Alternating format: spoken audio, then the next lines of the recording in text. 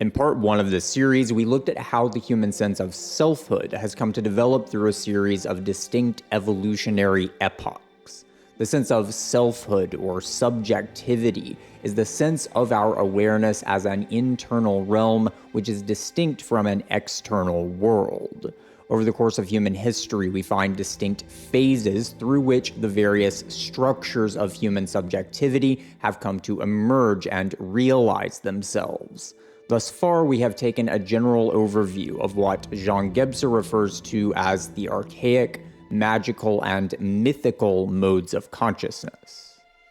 In this video, we are going to begin looking at the broader patterns at work within these transformations and attempt to achieve a much more detailed understanding of what this evolutionary process actually amounts to. But before we can do so, we need to look more closely at the developments which occurred during the mythical age and how this trajectory would give rise to the fourth mode of human subjectivity, what Gebser terms the mental structure. In his 1949 text, The Origin and Goal of History, the German philosopher and psychiatrist Karl Jaspers details a period of immense transformation which occurred between roughly the 8th to 3rd centuries BC. Jaspers would refer to this pivotal period as the Axial Age, a turning point which would give birth to virtually all of the philosophical tendencies which we recognize today, an array including rationalism, apophatic pietism, and asceticism, as well as radical skepticism and nihilism. During this time period, we see the emergence of both Confucianism and Taoism in China, philosophical traditions which were among the much larger flowering of Chinese philosophy, now known as the 100 Schools of Thought. We see the emergence of Buddhism and the creation of the Upanishads in India, and the emergence of Zoroastrianism in Persia. During the same time period, the Hellenic world would produce the works of Homer, Parmenides, Heraclitus, Pythagoras, Plato, and Aristotle. And in Israel, prophets such as Elijah, Jeremiah, and Isaiah would come to transform the Hebrew religion, and connections would form between Israel and Ethiopia, which would lay the groundwork for the development of distinctly sub-Saharan forms of Abrahamic religiosity. The common motif which we find throughout all of these axial movements is the development of a novel form of spirituality within which the divine is related directly to individual human persons, independently of immanent factors such as nationality, kinship relations, and geographical homelands. Prior to the Axial Age, spirituality was much more centered upon such immanent relationships. A person's sense of spiritual belonging within the world and sense of self-identity were inextricably connected to the ways in which a person was interwoven with their social and ecological landscapes. The primary deity of a given culture was typically the patron god or goddess of a certain city-state. Deities like Athena, Marduk, Ishtar, and Yahweh were not yet understood as truly universal forces of nature, but rather represented the highest ideals and aspirations which constituted the central, beating heart of a given collective spirit. One sense of connection to the divine, therefore, was necessarily a matter of collective belonging, not a matter of individual personhood. But with the Axial Age, we find the emergence of religious and philosophical traditions which make no substantial reference to ethnic or tribal affinities. Rather, these forms of spirituality offer the possibility of a connection between individual human existence and a realm of truly transcendental universality. The pre-axial gods only became present and immanent within the bounds of a given life world, within the purview of a given ethnic and cultural lineage. By contrast, when we look to the Zoroastrian Ahura Mazda, the Taoist Wuji, or the Aristotelian Proteousia, we find truly universal understandings of divinity. Within these forms of spirituality, connection to the divine is not mediated by cultural or ethnic context, but rather this connection is understood to be achieved through the moral resolve, self-discipline, or intellectual agency of the human individual. Axial spirituality was not a fully unmediated connection to divinity, to be clear. Axial religions tended to maintain some form of clerical hierarchy or tradition of spiritual masters, which would serve as the worldly messengers of the divine. Nonetheless, what we find here is a process by which the principles of both universality and individuality come to prominence for the first time within human self-understanding. Within the context of the narrative we have traced out thus far, we can understand this dual process as resulting from the increasing capacity for abstraction within human thought, and the correlative increase in the acuity of human subjectivity. Our sense of individuality was becoming much more prominent, and this sense of distinct personhood would prove to be immensely consequential for the development of human civilization. As we examined previously, the mythical sense of human selfhood is polarized between a lunar, relational sense of selfhood and a stellar, individualized sense of selfhood. The lunar soul is defined through relations of kinship and nationality, and through one's sense of place within familial, social, and ecological processes. It is a mode of self-understanding which is incomprehensible except in relation to the circulatory flows of living vitality which situate us within the living world. The stellar soul, conversely, is an abstract sense of individual personhood. It is the self understood as a kind of ideal which is not identical to the actual relationships which ground it in the natural world. Odysseus, for example, maintains his sense of self-identity even as he is torn away from the social and familial relationships which situate him within his homeland of Ithaca. Throughout his voyage, Odysseus struggles to both maintain and more fully realize this sense of abstract self-identity, which is defined in terms of his ultimate values, personal virtues, and capabilities. The lunar sense of self-identity does not operate in this way. A person's self-identity as a parent or spouse, for example, cannot be abstracted from the concrete reality of one's imminent relationships. Odysseus can be a hero wherever he goes and in relation to the vast array of different figures who he encounters throughout his journey, but one cannot be a parent or spouse in general. One is a parent to one's actual children, a spouse to one's actual partner, and the child of one's actual parents. Over the course of the Axial Age, we see that the stellar, individualized sense of selfhood comes to flower, and in many ways this stellar soul would come to outshine the lunar, relational self. Significantly, this process occurred in conjunction with an increasing capacity for abstractive cognition. Odysseus can perceive his lunar soul as it is reflected in his actual relationships to other people in his life or to Ithaca itself, but his stellar soul must be perceived as an abstract, conceptual experience, an abstraction which is not identifiable in terms of particular relationships to the immanent world. What we are seeing here is a contraction of the human sense of self-identity, and this contraction will also result in a greater acuity of the human sense of alienation from the world. The more we came to identify with the stellar aspect of our self-identity, the more we came to feel ourselves to be an eternally unrealized ideal. We came to feel ourselves to be ever more out of place within nature, and the stellar soul would also generate a potential for social and familial alienation which would need to be contended with. Axial forms of spirituality thus sought to alleviate this intensification of alienation through a quest for the eternal and transcendent within the human individual, and by bringing that eternal stellar core into connection with forces of cosmic universality which transcended our immanent existence. Ultimately, however, the stellar soul itself would also come to join the lunar soul and magical structure beneath the wine-dark waters of the subconscious, as the Axial Age would ultimately result in the development of a form of human subjectivity which would mark the twilight of the mythical age.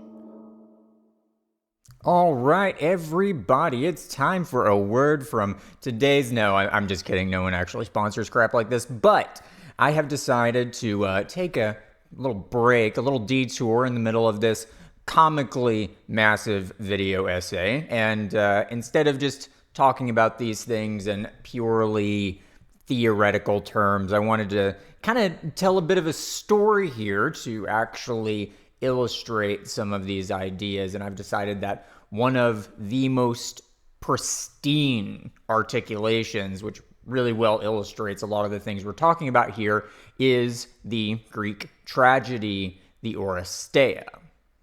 So the story of the Oresteia trilogy really begins with the Iliad. So in the Iliad, Agamemnon, the king of Argos, he's planning to set sail to go into the Trojan War, but there's this storm that is preventing his ships from leaving, and he's told that the gods, particularly the god Artemis, is angry with him. So, in order to deal with this problem, he then performs human sacrifice. He sacrifices his own daughter to the gods to appease them or what have you so that he can set sail and go and do his whole Trojan War thing.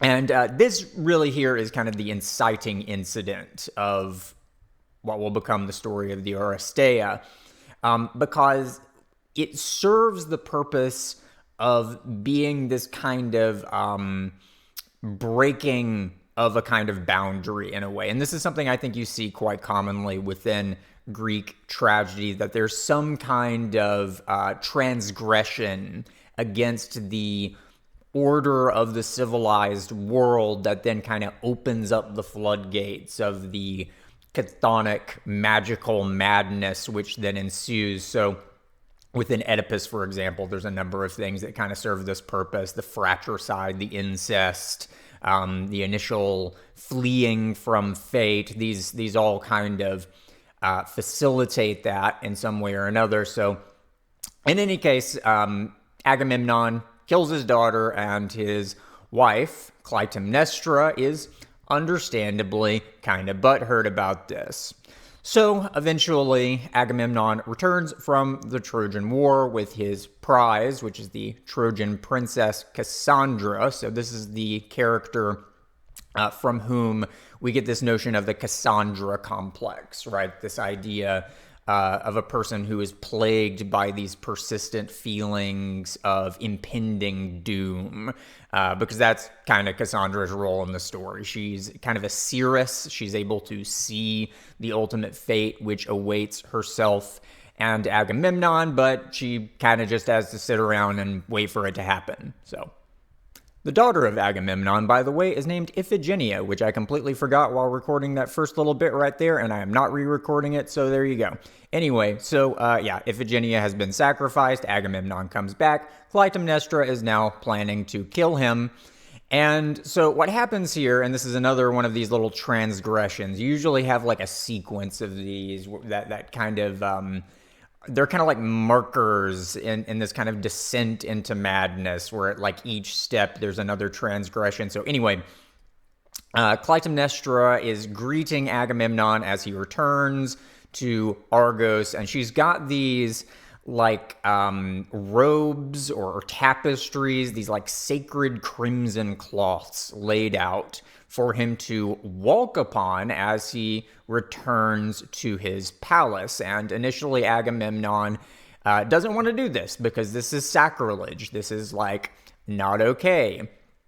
And something really interesting happens here at this scene in particular, because Clytemnestra kind of goads him into doing it anyway, and she does it specifically by making reference to Agamemnon's great adversary, Priam.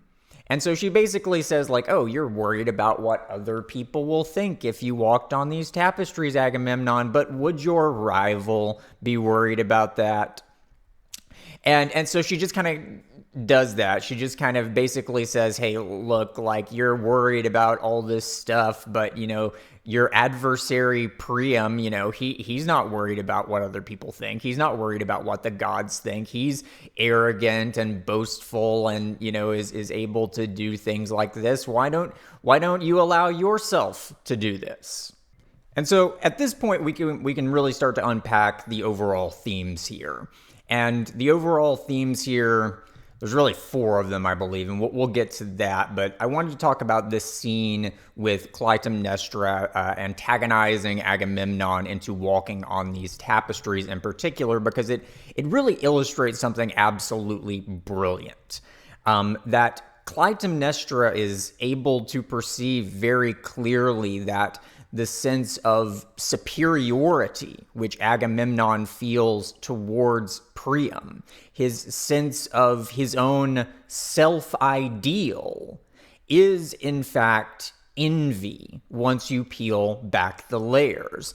Priam is his shadow in a way. Priam is all of the things that Agamemnon believes he is not, which means that Priam represents all of the things about Agamemnon that Agamemnon has to repress, that he feels he needs to deny about himself.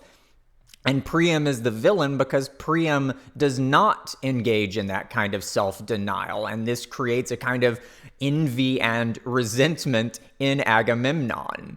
And Clytemnestra is perfectly aware of this. She plays him like a fiddle, and it works.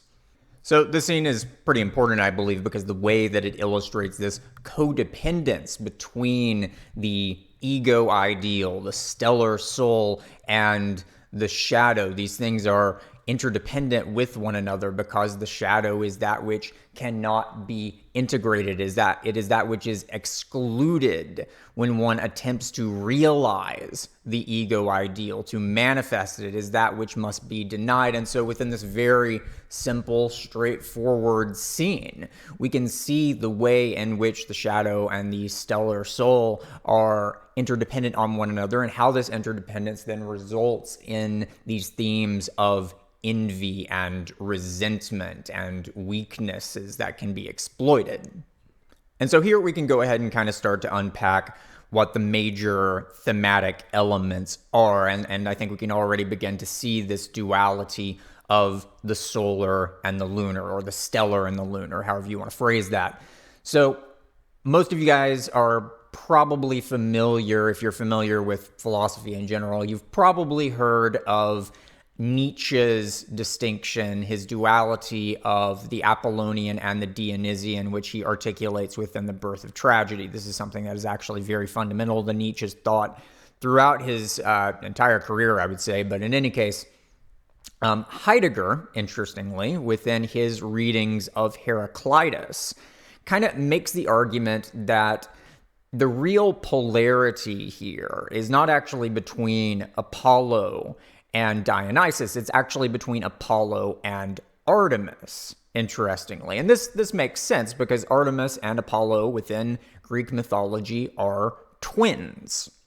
Apollo, you of course have this sun god. He is said to be like a shield bearer, and then the shield reflects the light of the sun. And then Artemis is associated with the lyre and the bow. Okay, both of those are objects that have this kind of curvature to them, which you could associate with the curvature of the feminine body.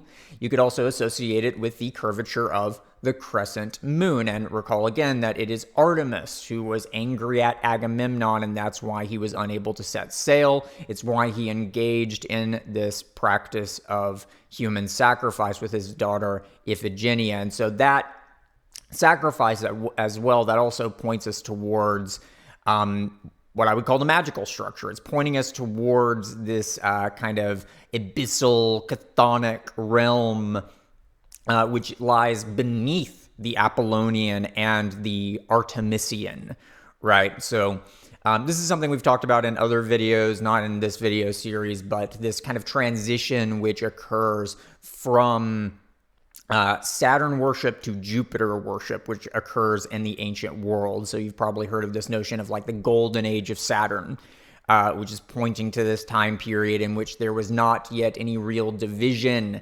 between civilization and nature, very much in accordance with what we've been saying about the magical structure. And these Saturn cults, which we do see in the ancient world extant up until this time period, we see them within the Carthaginians, the Canaanites, the Phoenicians in particular, clung to this Saturn worship far longer than other cultures which moved on from Saturn worship to Jupiter worship. And within these Saturn cults, the most central motif is child sacrifice. They were quite literally sacrificing the future, the sun, to the past, Saturn, in order to appease the past and to ensure the continuity of the past, because within this kind of early period of human civilization, presumably the Neolithic, everything was extremely tumultuous. Any kind of break in continuity was deadly. If there is a drought of some sort, for example, everyone dies. And so this seemed like a reasonable thing to do. Sacrifice the future to the past, and the past will not devour you. But the Greeks have, by and large, moved on from this. They're looking to this Saturnian age as a golden age in a sense, but they're also seeing it as, or they're at least seeing Saturn worship as this very kind of savage, barbaric, magical, bloodthirsty realm that it's better not to descend into. And within the story of the Oresteia, we are seeing such a descent. So if you were going to represent all this diagrammatically, which we will, by the way, we're getting to that later on, then you could see the Dionysian and the Saturnian as in this kind of chthonic realm underneath the Apollonian and Artemisian, the stellar and lunar souls as kind of a polarity, and then they converge into this point beneath them, which is the magical realm. And then above Apollo and Artemis, you then have this convergence into Athena, who is going to be the representative of discursive consciousness, which we will be talking about next, the kind of discernment and prudence of the rational mind. And this is something that comes into this story later on as well. So in any case, Clytemnestra and Agamemnon here are kind of like the human representatives of these forces. Agamemnon, when he sacrifices Iphigenia, he's choosing his destiny, choosing his stellar self-ideal over his family in the most dramatic, literal way imaginable. And now Clytemnestra, plotting to murder Agamemnon, is kind of serving as the revenge of Artemis against Apollo. So then we have the actual murder of Agamemnon by Clytemnestra, and in this scene, Agamemnon is bathing. He's in a bathtub, and Clytemnestra binds him with a cloth and then stabs him to death. Okay, and this is really, really interesting because to me, symbolically, this appears to be a very clear kind of inversion of the story we see in the Enuma Elish with the murder of Tiamat by Marduk, right? So Marduk binds Tiamat, the great sea dragon, god of chaos, with a fishing net, which is representative of the celestial realm, the tapestry of the heavens, right? The order by which humanity subdues the vital primality of nature, and then murders Tiamat with a spear, which is, of course, a very phallic kind of symbol. But within the murder of Agamemnon, it's cloth, which is used to bind Agamemnon. And as we'll see later on, this motif of cloth is very much symbolic of the world of Artemis, the world of the feminine, the world of the lunar. Agamemnon is also in water in the same way that Tiamat is kind of a sea serpent, right? And then she uses, Clytemnestra, she uses a knife to murder Agamemnon rather than a spear. And so to me, this seems to be kind of an inversion. This is kind of the revenge of the feminine against the masculine in a way. It's an inversion of Tiamat and Marduk. So the next pivotal scene, symbolically speaking, occurs many years later when Electra, Agamemnon's daughter, is visiting his grave to perform a kind of libation ritual. And in this scene, she encounters Orestes, her brother. But these two are evidently estranged from one another. They have not seen each other in a very long time. They do not immediately recognize each other.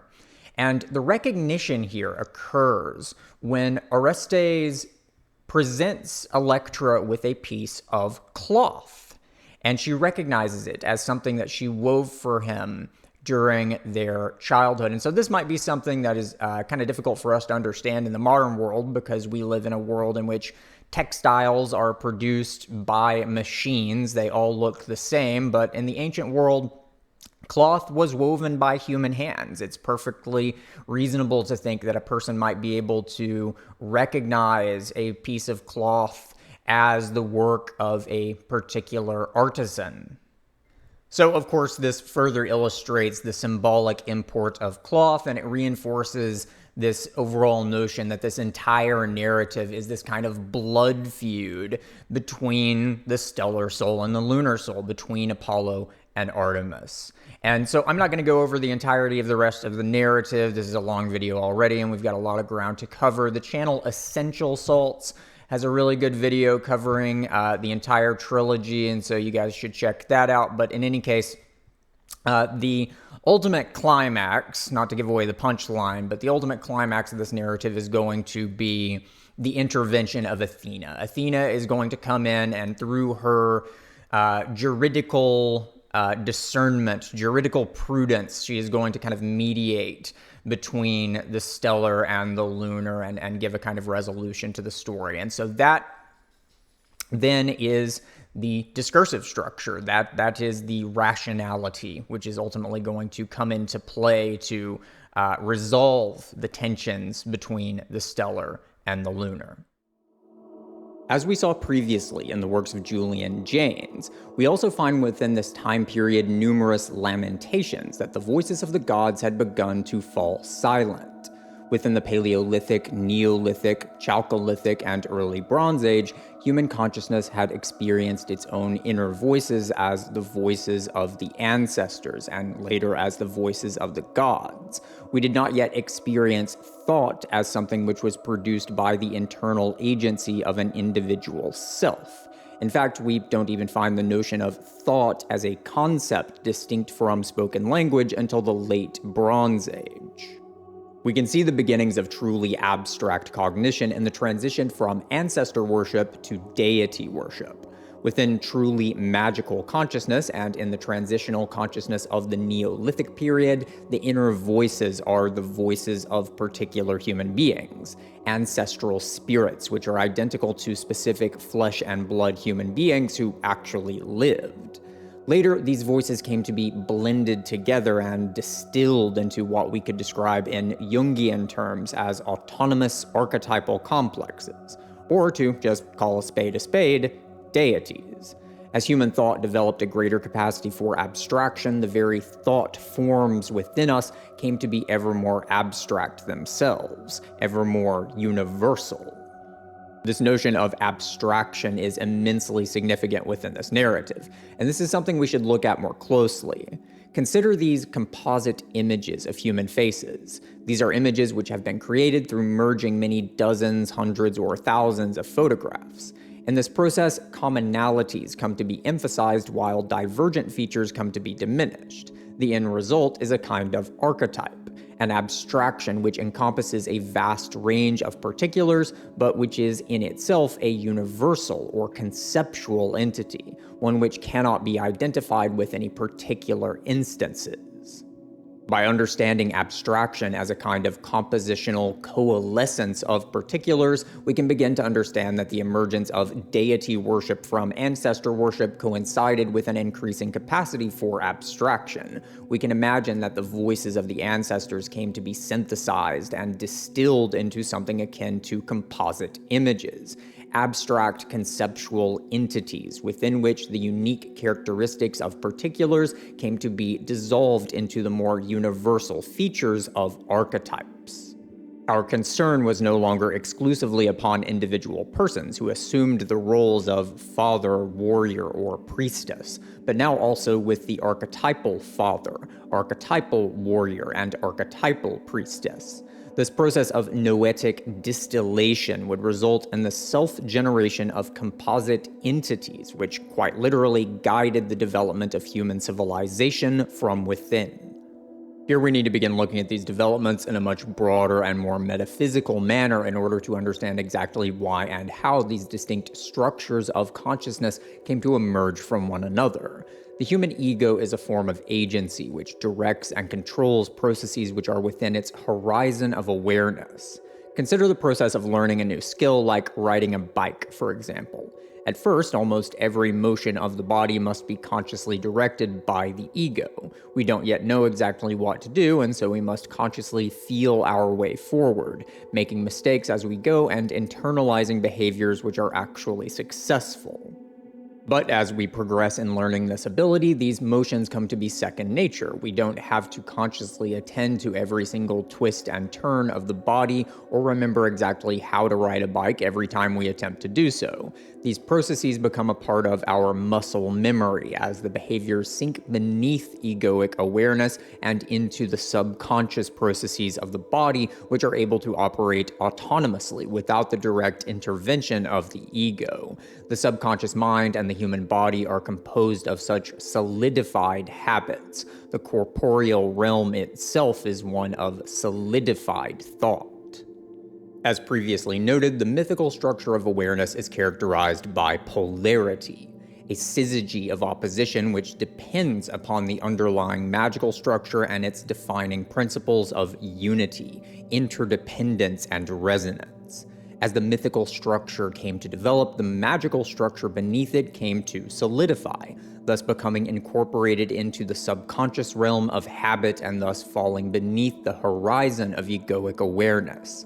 As this occurred, the mythical self came to lose its direct connection with the magical structure.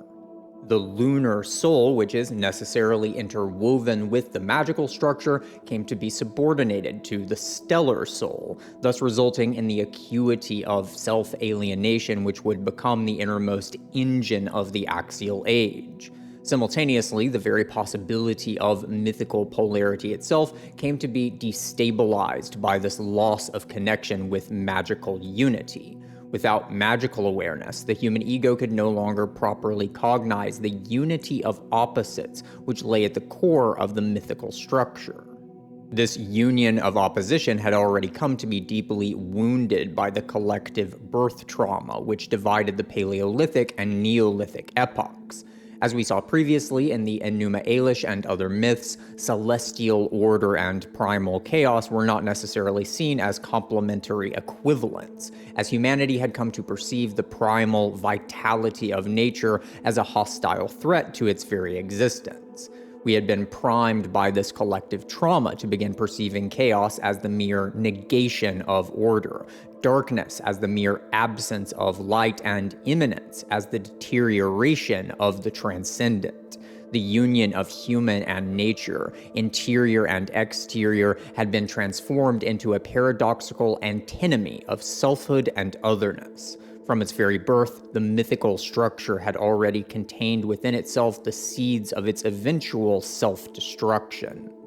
Here we encounter one of the most central notions within the ever-present origin, the distinction of efficiency and deficiency.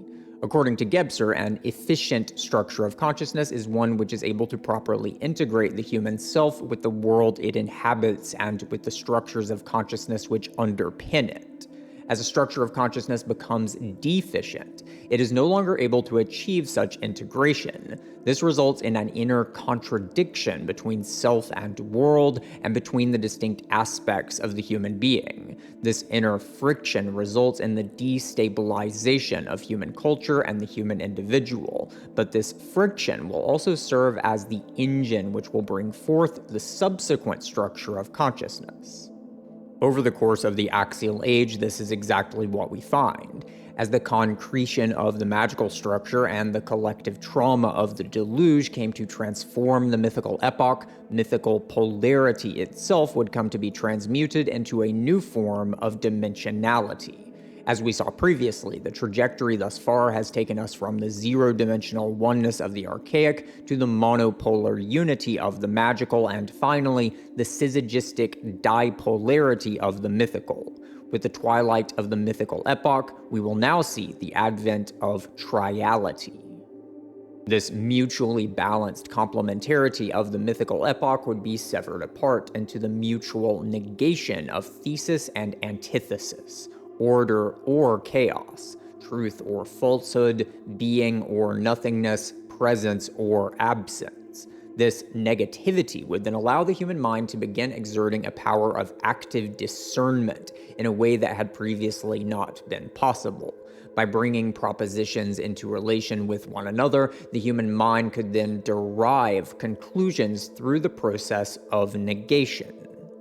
This then gives us the basic structure of classical logic: two premises and a conclusion which together form the fundamental triad of what Gebser terms the mental structure of consciousness.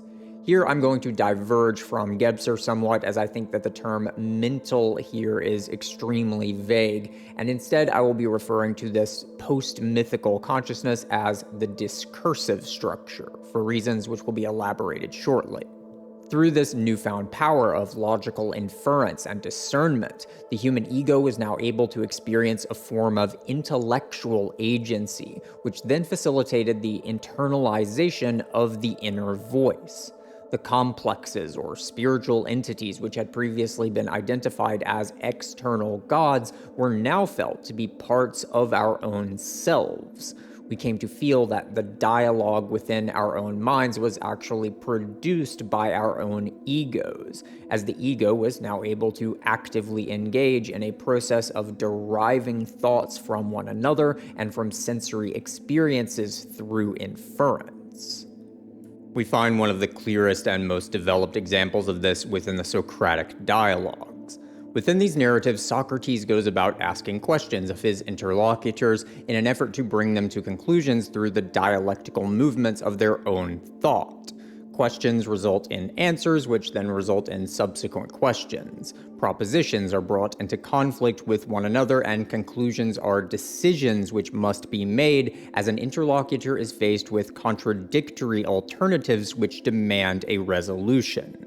Within the Socratic dialogues, we see this process in action as Socrates' interlocutors begin to exercise a novel form of intellectual agency, simply through grappling with this methodical questioning.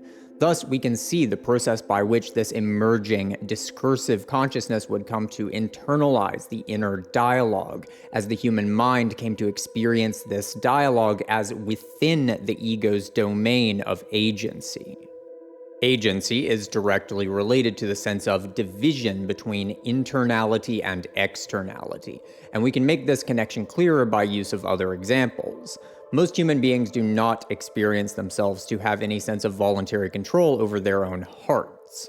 We experience our hearts as inside our bodies, but we certainly do not feel our egos to be beating our own hearts through an exercise of agency. The heart and other such internal organs thus reside in a kind of liminal realm which is not internal to the ego, but is not an otherness either. Nonetheless, human beings can in fact learn to control their own heart rates through conscious volition, and many professional athletes learn to do this through biofeedback training or similar meditative exercises. Through this process, one's heart rate, previously experienced as completely outside of the ego, comes to be internalized, at least partially. And we see a very similar process of internalization at work within the development of the discursive structure of subjectivity. I've designated the structure discursive, as it is within this structure that the human ego comes to experience itself as being this internal discourse. We see the exact same process at work in a more abstract manner within Pythagorean and Euclidean mathematical mysticism, in which the eternal truths of geometry, music, and numerology are revealed through an equivalent process of dialectical inference. The exclusion of contradiction is absolutely fundamental to this model of thinking. If a contradiction is allowed within a logical system of thought, then a proposition and its negation can be regarded as true within any syllogistic inference. And by extension, this would allow one to prove any statement and its negation. The entire system of triadic thinking would implode upon itself if a contradiction were allowed. As with every step in this narrative, the emergence of discursivity would result in an amplification of both individual agency and ego alienation. Within Plato's Apology, Socrates comes to be seen as a threat by the prevailing oligarchs of Athens who, quite rightly, see Socratic philosophy as a threat to the social order of the Athenian life world. The intellectual liberation offered by Socrates was one which respected no boundaries of social hierarchy. Socrates boasted that his questioning could lead even a slave to the realization of fundamental truths. Socratic philosophy implied that the individual human intellect could discern for itself the ultimate truths of the cosmos, and this intellectual liberation would therefore obviate the need for the transcendental realm to be mediated by a clerical hierarchy. Socrates was put to trial for being a threat to the Athenian religion, and in a sense, this was indeed the case. Within the mythical and magical epochs, the divine truths of spiritual traditions were not derived or created by individual human beings at all. Although Homer and Hesiod are known for their literary renditions of epic poems, these writers were not creators in the modern sense we use to describe novelists or artists. The epic poems of ancient Greece, much like all other spiritual narratives of the mythical age, were not created by any individual authors. These stories, and the cosmologies conveyed by them, were created through the gradualistic processes of cultural evolution, processes which occur in a purely transpersonal rather than individualistic manner. As such, the notion that individual human intellects could discern fundamental truths through the exercise of their own voluntary agency was immensely radical and immensely threatening to established culture forms and the social hierarchies which were codependent with them. During the 3rd century BC, the Chinese Emperor Qin Shi Huang ordered the burning of any books produced by the 100 schools of thought. Qin Shi Huang is even said to have ordered that many scholars who he regarded as politically dangerous were to be buried alive. Within the discursive mode of awareness, the dualism of appearance and reality comes to prominence, in conjunction with the agency of discernment between truth and falsehood. Of course, even in mythical and magical awareness, we do find a conception of truth and falsehood, in the more mundane sense of honesty and dishonesty, accuracy and inaccuracy. But it is in discursive thought that we find the first intimations of the notion that the truth of reality itself is something which is somehow concealed behind the appearances which we encounter through our sensory faculties. Mythical consciousness can certainly distinguish between true and false statements, but this veracity is something which is simply either visible or concealed. Intellectual agency has very little role to perform in actively disclosing truth in contrast to mere appearance within mythical consciousness. With discursivity, however, the human ego becomes an active agent which must utilize its powers of discernment to disclose truth. Just as the duality of thesis and antithesis is actually a triadic structure which includes the synthesis of the former two, we likewise see a corresponding triality in the dualism of appearance and truth. The human ego itself becomes the third element, which must mediate between appearances and truths. In order to fully understand the significance of this duality, we need to understand how it manifested in different ways between the Western and Asiatic worlds. To understand this difference in cultural morphogenesis, we need to rewind our story somewhat and begin looking at the ways in which East and West came to diverge during the birth of the mythical epoch. Recall again that the mythical soul becomes polarized between stellar and lunar aspects in the same manner that the mythical world becomes polarized between celestial and terrestrial realms. When we begin to examine the most general distinctions between Eastern and Western cultures, what we find is a very prominent difference in prioritization of the stellar and lunar principles. During the Age of Sail, the Chinese Empire would only accept silver as payment from Spanish and Portuguese merchants. Silver is regarded as a material embodiment of the lunar principle in much the same way that gold is regarded as an embodiment of the solar. Silver is, much like the moon, highly reflective due to its own lack of coloration and texture. Silver also has many very real medicinal properties which are associated with the notion of lunar purity. The Taijitu symbol itself connotates the phases of the moon, and even unto the present day, the Chinese utilize a lunar calendar. Within China, as well as India and other East Asian cultures, morality itself is generally understood in terms of societal duty and familial obligations. One's sense of moral righteousness is understood almost exclusively in terms of one's accordance with interpersonal expectations. One's morality, in other words, essentially is one's honor. The Western sense of morality, in contrast, has always been significantly more idealistic and individualistic. Within texts as early as the Epic of Gilgamesh, we see a distinctly Western emphasis upon the stellar sense of individual personhood as a source of moral power.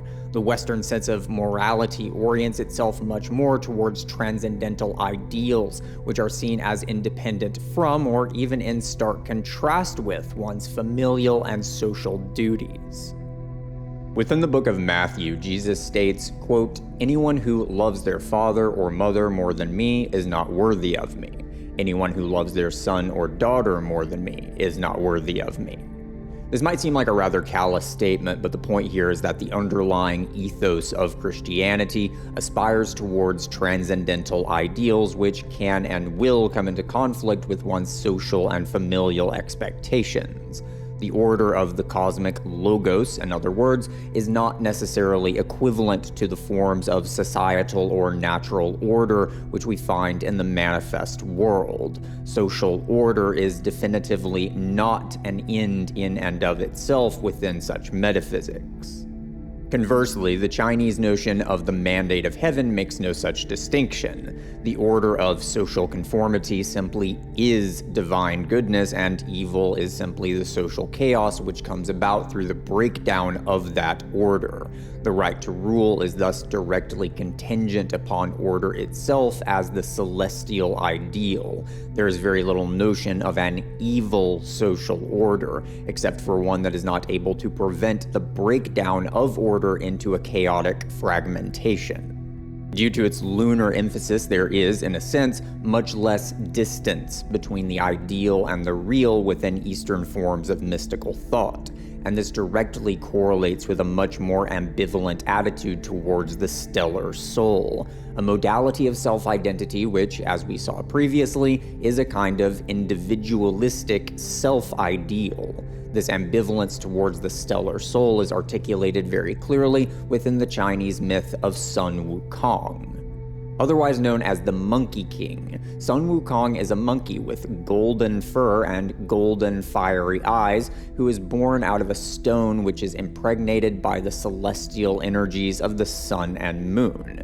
By learning from Taoist sages, Sun Wukong comes to achieve a number of supernatural abilities, such as the ability to transform his shape and size at will, superhuman strength, and the ability to fly by riding atop of clouds. Upon achieving these abilities, Sun Wukong then proceeds to rebel against the order of heaven, leaving a trail of tumultuous chaos in his wake. Eventually, Sun Wukong is subdued by the powers of heaven and is punished by being imprisoned inside a mountain, symbolizing Saturnian order, for 500 years. Within the mountain, Sun Wukong finally learns the virtues of patience and humility.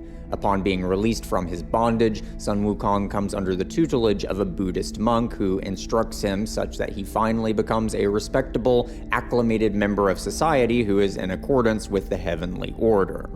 Within this myth, stellar individuality is depicted as containing an immense potential for rebelliousness and recalcitrance, which will inevitably result in chaos if it is not tempered, refined, and domesticated by the principles of self-discipline, duty, patience, and selflessness. The stellar soul, in other words, must be subordinated to the sense of interpersonal obligation, which is more deeply associated with the lunar, relational soul. This lunar disposition is also visible within Chinese ancestor worship. Within China's Neolithic archaeological sites, we do not find the plastered skull effigies which we find within the Neolithic Levant. However, we do find an abundance of artifacts composed of jade.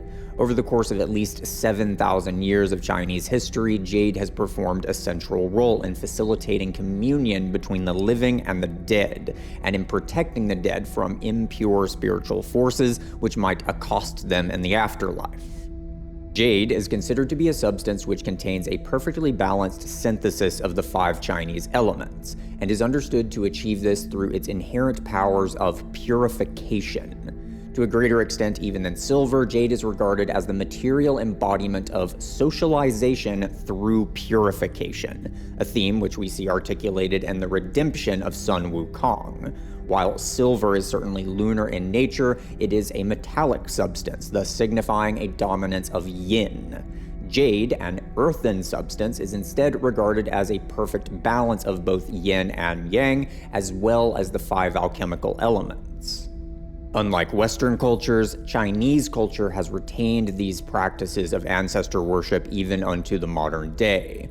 Ancestor worship emphasizes the principles of familial duty above personal self-realization, and privileges traditionalism and social conformity far more than future-oriented progress.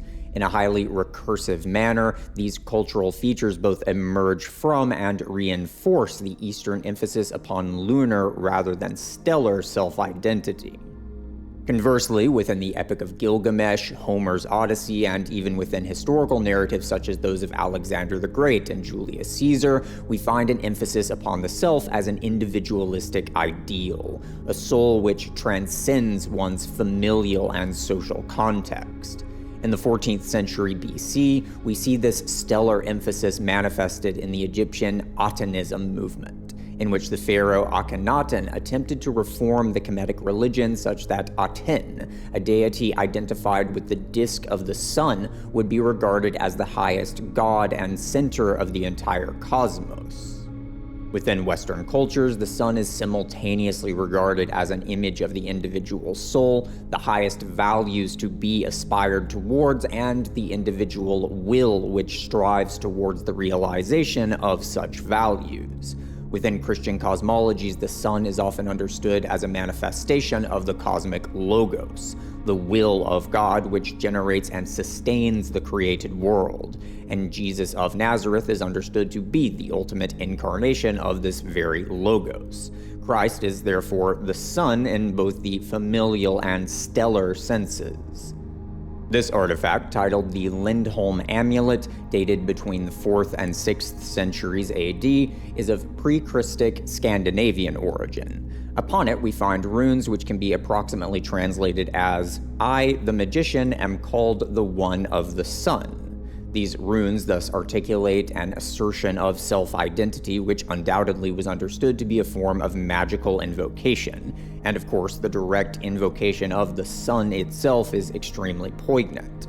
Many other Scandinavian artifacts are inscribed with similar proclamations of self-identity by their creators, and here we can see that this Western emphasis upon the individualism of the stellar soul was both widespread and deeply rooted historically. Undoubtedly, there are numerous factors which might be at play within this divergence of collective consciousness between East and West. As we will see in more detail later on, Western culture is in many ways far more ambivalent towards the cosmic archetype of divine darkness or primeval formlessness. In the East, conversely, we find this archetype embodied in much more affirmative ways, within the undifferentiated oneness of Brahman or the divine emptiness of Sunyata. Connecting some dots, we might take this to indicate that the cataclysmic deluge which demarcated the Paleolithic and Neolithic worlds was one which was far more traumatic for the West than the East. This may have then resulted in the Western emphasis upon the transcendental and idyllic in contrast to the immanent. By extension, this would also become the emphasis upon the stellar self-ideal rather than the more embodied and relational nature of the lunar soul. Another reason for this may have been geographic. The peoples who found themselves in the westernmost parts of Eurasia and Africa were those who, for whatever reason, came to migrate westward, perhaps following herds of animals or fleeing resource scarcities brought on by climatological shifts. These peoples would have thus found themselves following the path of the sun westward, and many would find themselves upon shores which would prevent further pursuit as the sun continued into the mysterious world which lay beyond the Atlantic. This archetypal scene of pursuing the sun westward then became a deeply rooted ancestral memory which would shape the evolution of Western collective consciousness over the course of countless millennia. Mansa Musa, one of the most significant rulers of the Mali Empire, recounted that one of his predecessors, likely Mansa Muhammad ibn Q, had become obsessively fixated upon the possibility of finding the furthest limits of the Atlantic Ocean and what lay beyond them. Mansa Muhammad equipped a fleet of ships and set out on his voyage, never to return, thus leaving Mansa Musa as the de facto ruler of the Mali Empire. This voyage is believed to have occurred around the year 1312, almost 2 centuries before the voyage of Christopher Columbus. This fixation on following the sun westward would later be embodied by the European exploratory impulse which manifested during the Age of Sail. Later still, this impulse would become the notion of manifest destiny within the expansionist efforts of the United States. It was solar gold which would drive the Spanish conquest of the New World and which would compel the United States onto the shores of California. As mythical awareness gave way to discursive awareness during the late Iron Age and Classical Antiquity periods, the lunar and stellar predispositions of East and West would come to result in distinctly Eastern and Western forms of discursive awareness, forms of consciousness which were isomorphic to one another, yet mirrored in crucial ways. Within the Western world, the dualism of appearance and reality would manifest as a distinction between transcendental form and immanent formlessness. Within Platonic metaphysics, the being of an entity was understood to be the form which gave the entity definition, and which delineated the entity in contrast to the world it was situated within. Without the definition which is imbued by form, entities would simply dissolve into an undifferentiated entropic nothingness. Mere appearance, conversely, was understood as the formlessness of the entity. Platonic thought regarded the transcendental realm of pure being as one of timeless perfection. Entities in the natural world, conversely, were thus understood to change through time as a result of their contamination by formless chaos. The fullest articulation of this is found within the writings of Plotinus concerning the nature of materiality. In his examinations, Plotinus arrives at the conclusion that the materiality of an entity is in fact the darkness which is embodied within it. Plotinus tells us that everything matter tells us is a lie, and that everything that it appears to be, it is not.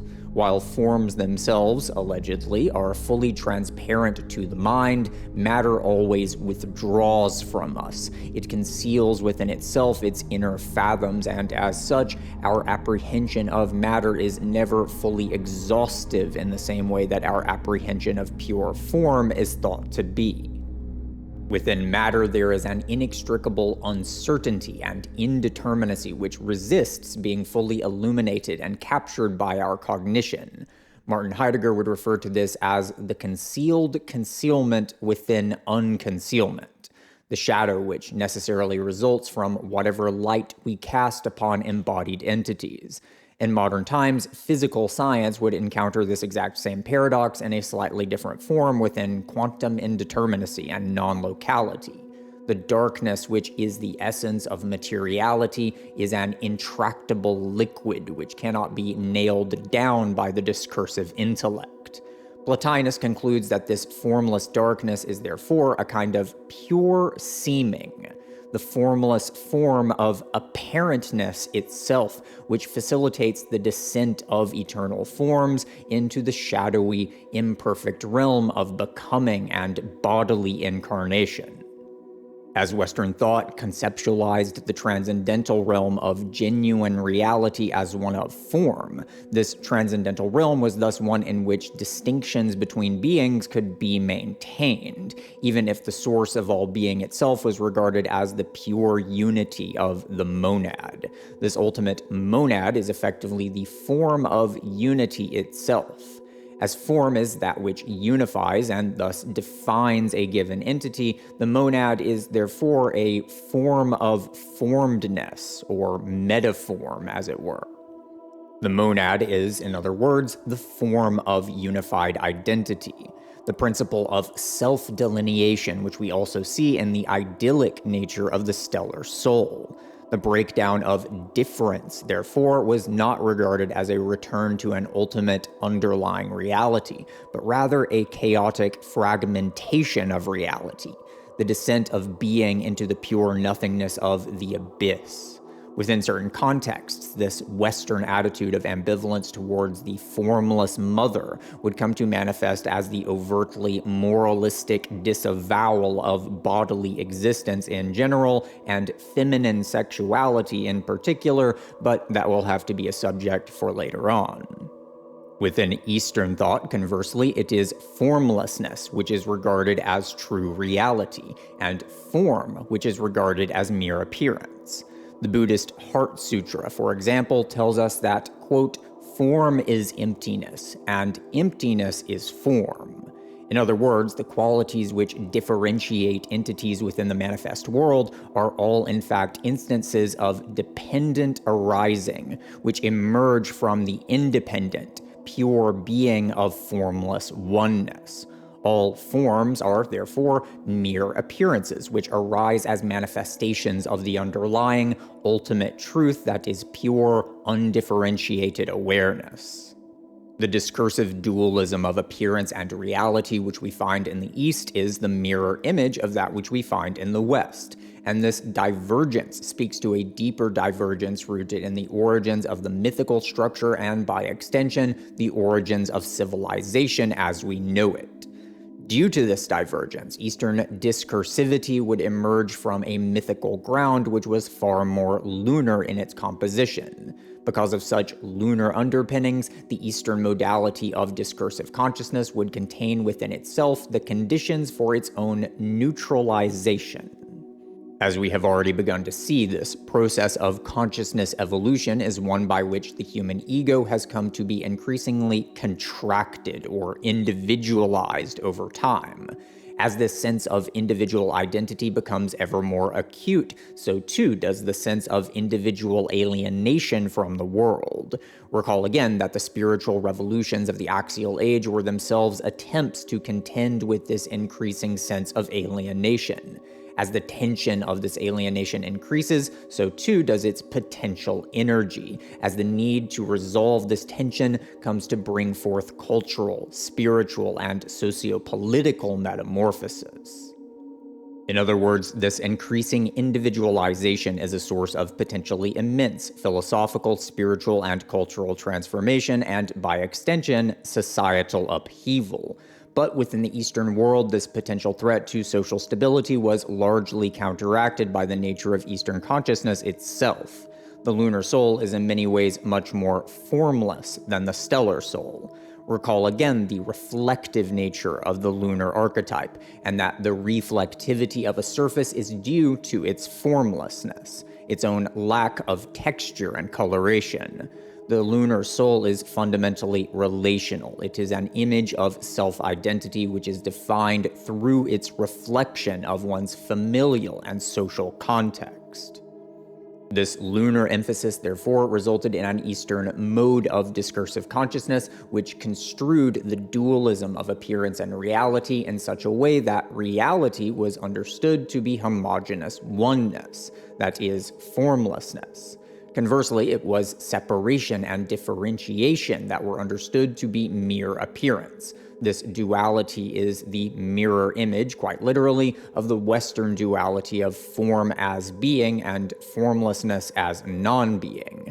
Due to this understanding of formlessness as ultimate reality, the traditions of philosophical and spiritualistic thought which emerged in the East during the Axial Age were traditions which tended to be oriented specifically towards the dissolution of the discursive ego. The alienation and individualistic will of the discursive ego were understood to be no more than illusions within the veil of Maya or samsara.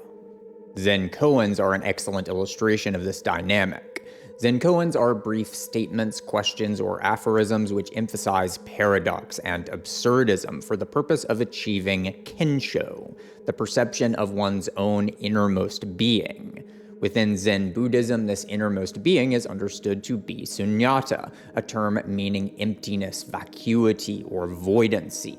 It is the underlying formlessness of one's being, which is itself none other than pure, undifferentiated awareness, the empty sky. The Zen koans are able to facilitate this awakening to one's inner formlessness through bringing about the breakdown of the discursive ego. The koans are intended to result in an eventual realization of the paradoxical and artificial nature of discursive thought through the self-annihilation of discursive meaning. To use a somewhat facetious example, this is kind of like saying the same word over and over again until its meaning dissolves and you are left with nothing more than a vocalization which seems alien and absurd.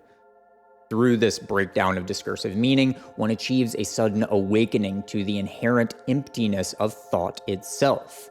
One dissociates from one's inner world of dialogue and the discursive ego dissolves, thus allowing one to see through the veil of separation and into the universal awareness which underlies the sense of individual selfhood. Looking to other forms of Eastern spirituality, we find much the same pattern reiterated in various ways. The ego is regarded as an illusion which must be overcome, and spiritual practices such as meditation, fasting, yoga, or ascetic self-isolation are intended to result in an eventual dissociation from the discursive ego. This enlightenment then results in an awakening to the illusory nature of the sense that one's subjective inner world is entirely separate from the outer world we inhabit. Through these spiritual practices, the acute existential alienation of the discursive ego can be sublimated and thus neutralized. By extension, the individualism of discursivity can then be subordinated to forms of social order which, in the Eastern world, tend to achieve social cohesion through conformity, duty, and familial self-sacrifice. Through these dynamics of self-neutralization, the Eastern mode of discursivity would achieve a kind of self-sustaining equilibrium, and thereby prevent itself from entering into a period of transitional crisis. For the Western mode of discursivity, however, this self-neutralization or extinguishment was much less readily achieved due to the Western form of ontological dualism. As such, the alienation and individualism of Western discursivity would remain an inextinguishable flame, which would come to fuel a sequence of radical metamorphoses, transmutations of human self-awareness which would eventually initiate the complete reworlding of the Earth itself in its entirety. The story of how and why Western awareness would come to radically diverge from the East and transition into the subsequent perspectival structure of awareness will be an absolutely titanic narrative. However, before launching into that endeavor, we have a number of loose ends to tie up, and in order to do this, we need to take stock of the narrative which we have outlined thus far, and begin looking at the more encompassing patterns which are at work here.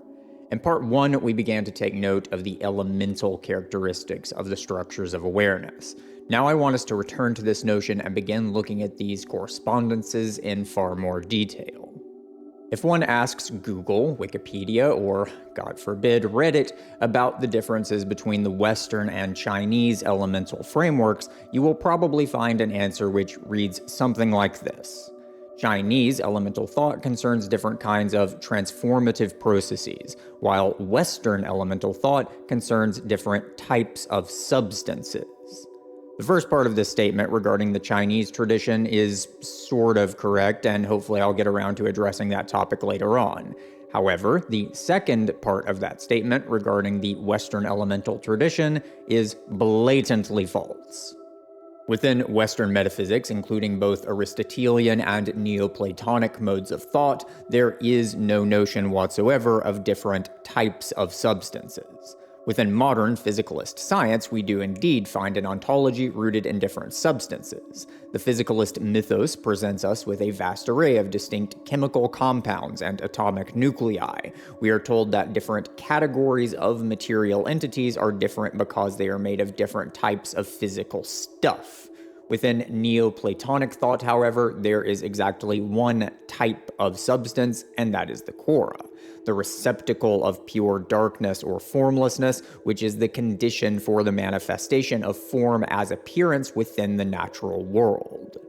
Within Aristotelian thought, this framework is complicated somewhat by a distinction between substance and materiality. Substance is understood as ousia, as the individuality of an existing entity within the world, while materiality is the participation of form within the prima materia, a notion of pure potentiality which corresponds to the Platonic notion of chora. In either case, we find only one type of substance, as differences between entities are understood to be differences in the forms which give shape to the entities. The Western elements are not different types of stuff, but rather are formative, compositional principles, much like the different compositional motifs which we might find within paintings, sculptures, or musical compositions. Each element, as we shall see, is a distinct stratum of organizational forces which give shape to entities within the world. Each stratum is deeply multidimensional and is governed by various formative principles which interact dynamically with those of the other strata. As previously mentioned, the archaic structure is characterized by elemental earth and associated with homogeneity of identity and the enveloping darkness of the subterranean underworld.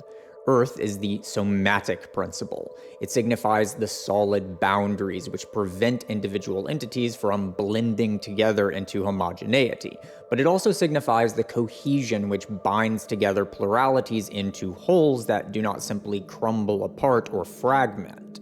As such, this somatic principle is that which maintains the oneness of self and world within the archaic structure.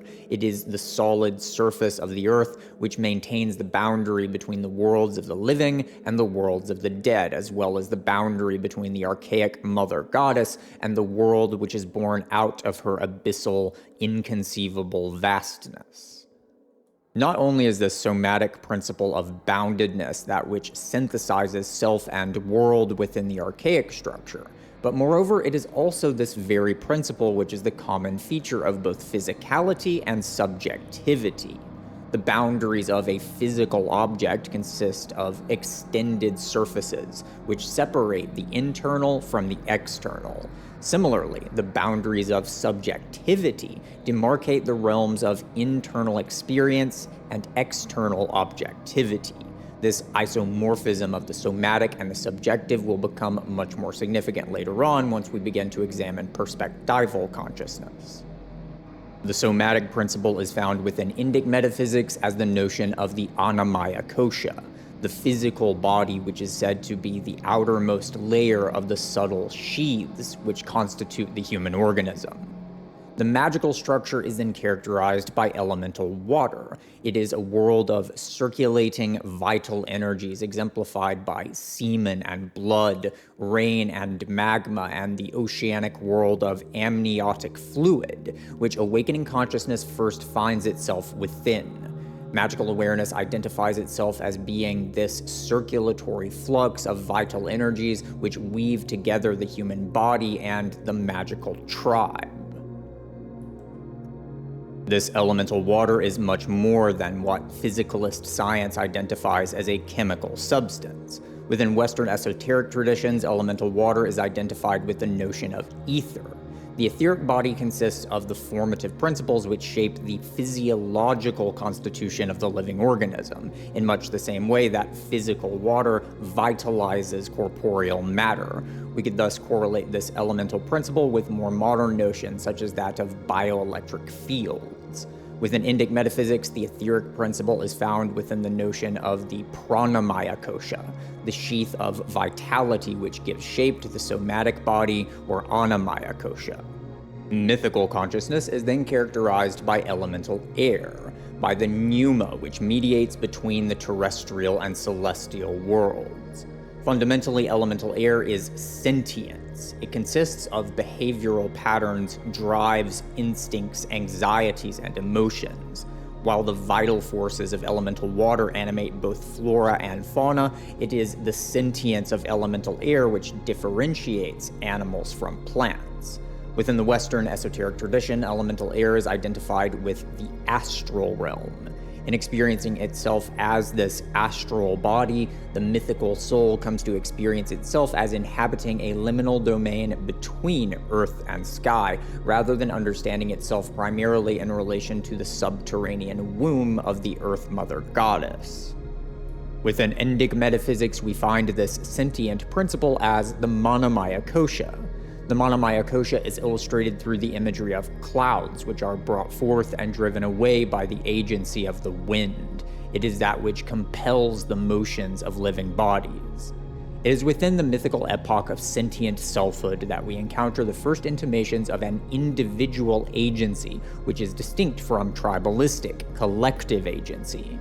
Nonetheless, this agency remains incomplete, as the discursive thought which directs this sentience is still attributed to the gods and therefore remains external to the human ego.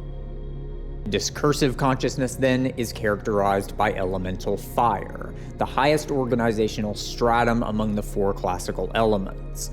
Unlike the preceding elements, fire requires fuel. It depends upon the principle of sacrifice in order to maintain itself within the terrestrial world. When we do encounter natural fires, these are often the result of lightning which descends from the firmament above us. Fire is therefore understood to be a sort of alien presence within the earthly realm, but above us, we see that the celestial fires of the stars are able to burn indefinitely, as fire is truly native to the celestial realm. Fire is also deeply associated with that which is distinctly human here on Earth. Physical fire is perhaps the most ancient and most fundamental form of human artifice, and as we saw in the previous episodes, there is a deeply intimate relationship between the human capacity for artifice and the human capacity for egoic self-awareness. We see this affinity between fire and thought articulated within the myth of Prometheus, as the power of fire is granted to human beings by the Titan deity of forethought. Aristotle identified elemental fire with the nous, the highest intellectual faculty of the human organism, and various Gnostic sources likewise identify fire with spiritual gnosis. Although the terms psyche and pneuma originally denoted elemental air, later writers of the early Common Era would begin regarding pneuma as a synthesis of both air and fire, and Gnostic philosophers would regard psyche as that which spiritualizes the material world through a kind of conflagration or incandescence. There is much more to say here about the connection between thought and fire and the various mythopoetic expressions of this affinity. Understood in an elemental sense, fire is the realm of thought. As figures such as Heraclitus and Zoroaster saw very clearly, the fires of Noesis are truly primordial, cosmogonic powers. With what we have sketched out thus far, we can now begin to see the more encompassing themes which are at work here. The reason why each structure of consciousness correlates with a distinct elemental principle is because each structure represents the internalization of a certain formative principle into the human ego.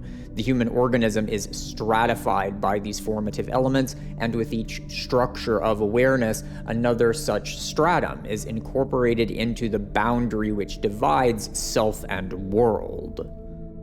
Within archaic consciousness, the self is experienced as identical to the flux of sensorial experiences which are the contents of living awareness. As such, organisms do not experience subjectivity as such, but rather a more rudimentary form of awareness within which there is not yet any demarcation between subjective internality and the externality of the world. Here, the sense of selfhood is not yet a conceptual experience, and therefore, the sense of internal and external remains somatic. There is only the experience of that which is internal or external to the body, and the soul remains dormant. Within magical awareness, we find the first iteration of the self as a conceptual experience. The ego is born as the human organism begins to experience itself as being the dynamic, liquidous flows of vitality which weave together the tribal, collective ego, and which interweave us with the natural world. The magical ego feels itself to be the vital body or etheric body of the tribal, extended family. Within the mythical structure, we conceptually experience ourselves as the sentient body or astral body, as the principle of animate agency, wherein we find the first germinations of the individual human ego. The sentient forces within the human organism are absorbed into the human ego and thus come to be experienced as emerging from within us, rather than being experienced as spiritual beings which act upon us from the outside. Within discursive awareness, the human ego incorporates into itself the discursive intellect, what the Greeks would have termed dianoia, or the passive intellect. Within the discursive structure, we feel ourselves to be our inner worlds of language, symbols, and memories. A word is the body of a concept, and a concept is the spirit of a word. And the discursive ego is precisely a self-understanding in which the self is identified as being such a linguistic body. With the completion of the discursive ego, there is now nothing corporeal left for the ego to incorporate into itself. The somatic, vital, sentient, and finally mental bodies are now within the boundary between self and world. All of the bodily organizational strata have been absorbed, but as we shall see, this journey is very, very far from being over. For now, however, I want us to begin looking at these patterns within the context of individual human development. The ontogenetic principle tells us that ontogeny recapitulates phylogeny. In other words, that as an individual organism undergoes its own morphological development, it retraces the evolutionary developmental stages through which its form came to be.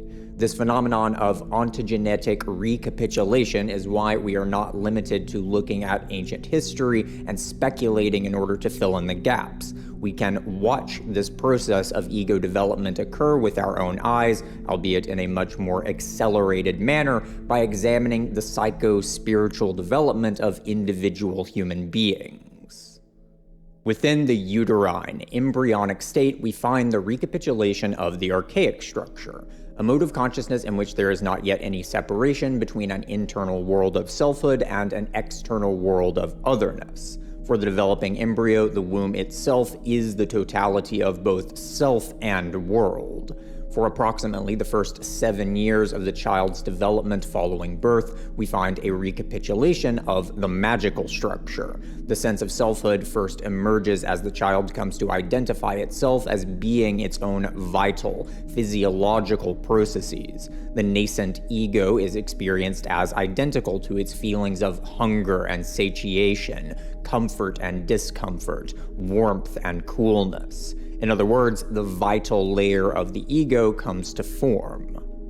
At around 7 years, we begin to see the recapitulation of the mythical structure. The child begins to develop a capacity for abstract, symbolic thinking and begins to identify itself with its own personality. The ego experiences itself as its preferences, habits, and activities.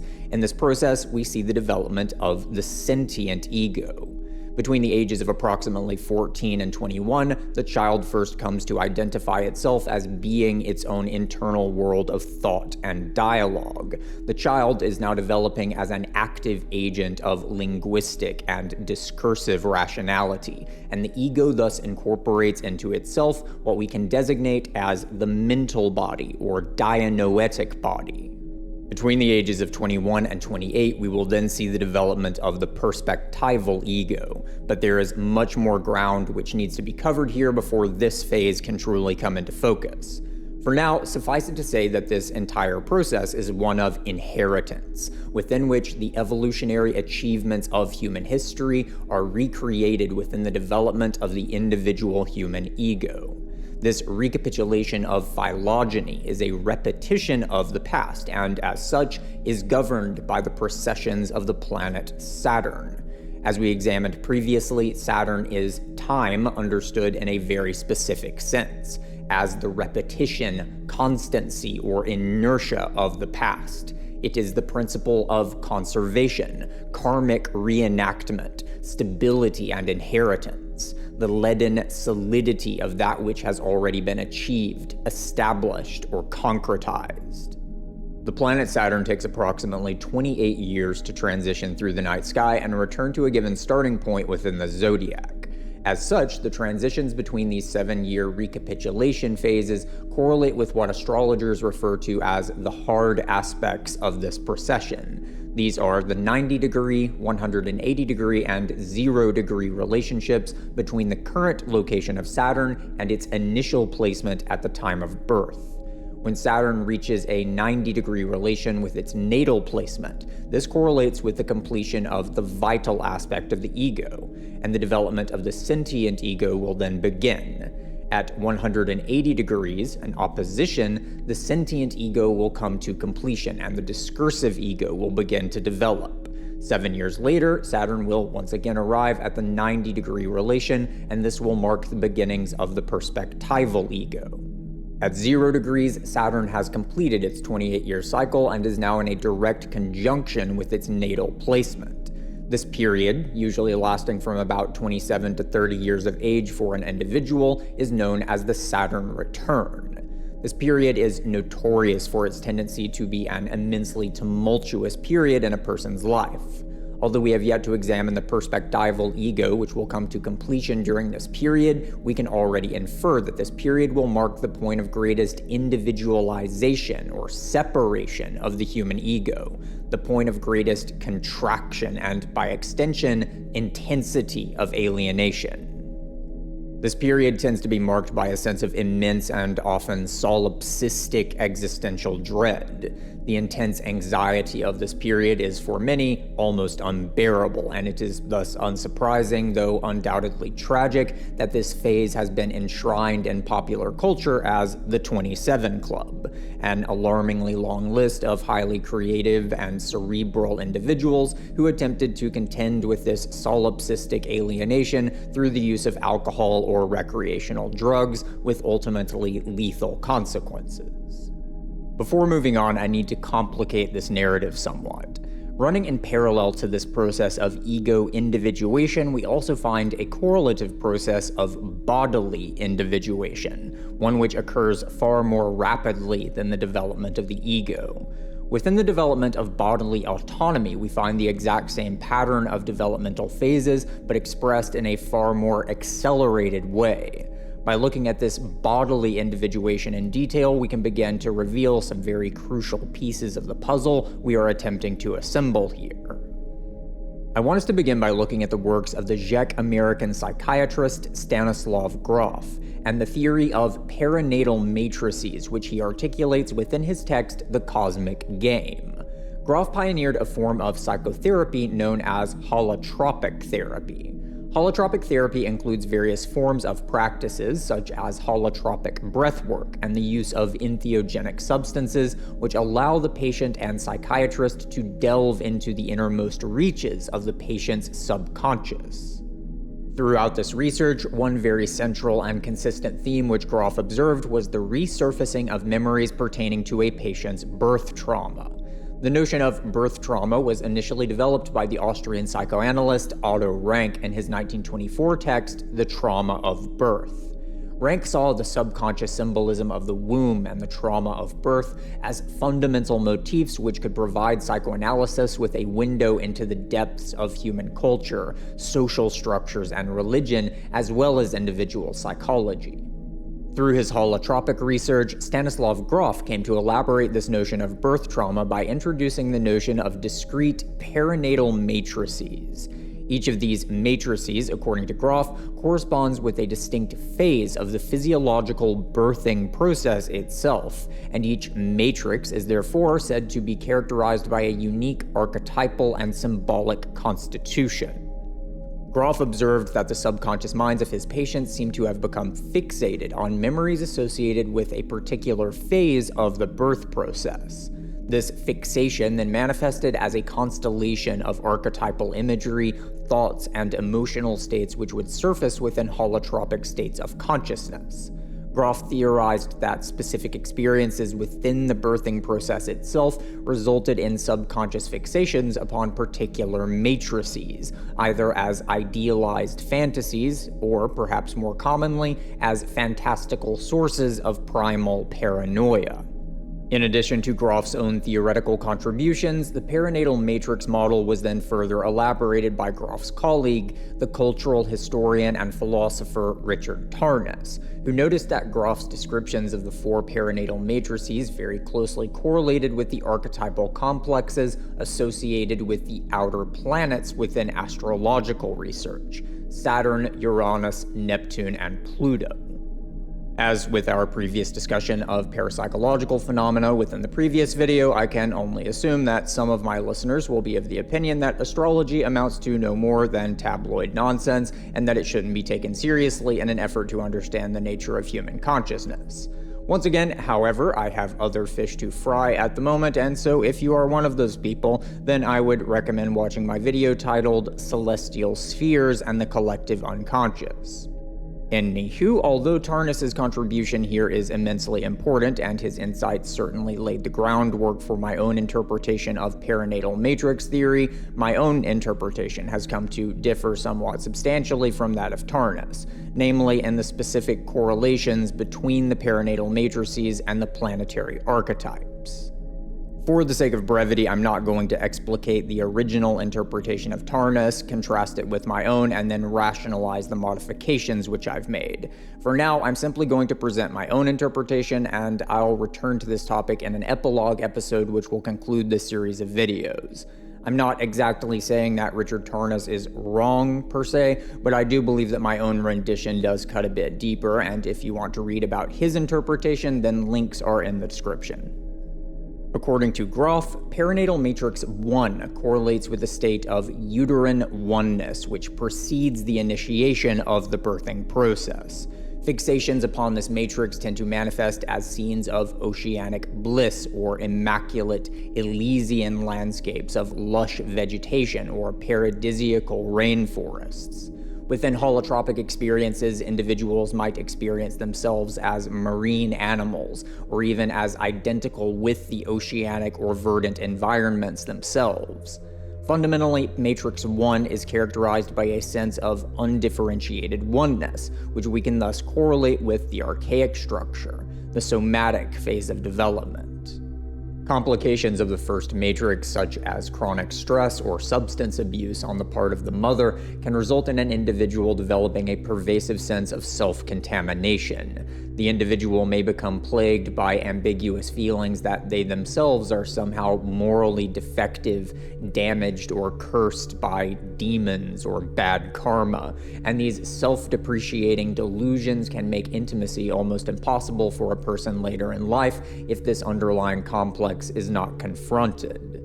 In astrological terms, perinatal matrix 1 corresponds to the planet Neptune, an archetype which is associated with the dissolution of boundaries, altered states of consciousness, ideals of serene oneness, fantasies, hallucinations, and states of ecstatic oceanic bliss. Within the second perinatal matrix, we find the initial awakening of the infant's consciousness. Rather than experiencing itself as continuous with its world, the embryonic body now begins to awaken to the otherness of the womb, as the first contractions of the birthing process begin to occur. Here we find the first experiences of primal fear and anxiety which engulf the infant's body from within, thus forming the first sense of an experiential boundary between the internal and the external. In astrological terms, we can correlate this phase with the planet Uranus. Uranus is an archetype of tension and releasement. It is combustion, ignition, discharge, chaos, and rebellion. If Saturn is the archetype of inertia, that is, the continuity of the past, then Uranus is its polar counterpart, the archetype of novelty, spontaneous flashes of insight, or the breakdown of solidified structures, institutions, or norms. Within the second perinatal matrix, the Uranian principle ingresses into the birthing process as the ignition of the infant's will to life, as something now distinct from the uterine oneness which preceded this initiation. The stable continuity of the uterine state is suddenly and even violently ruptured as the infant now finds itself to be within a world rather than experiencing itself as being a world. Within holotropic states, the second perinatal matrix can manifest as themes of entrapment, prisons or concentration camps, walls closing in upon oneself, or animals captured by cages or snares. Apocalyptic and catabolic themes tend to emerge and are often accompanied by the archetype of the blind, devouring mother goddess. As the infant awakens to its separation from the mother's body ceases to be experienced as an oceanic bliss, but rather as an unfeeling, alien power of contraction. These initial themes of contraction, suffocation, and enclosure will then come to a peak of intensity within the subsequent phase. The third perinatal matrix begins as the contractions of the womb intensify, and the infant begins to be forced through the constrictive, claustrophobic conduit of the birth canal. Here, the Neptunian and Uranian themes are joined by the mother's own Saturnian will to self-continuity, and the birthing process becomes a very real struggle of life and death for both mother and infant.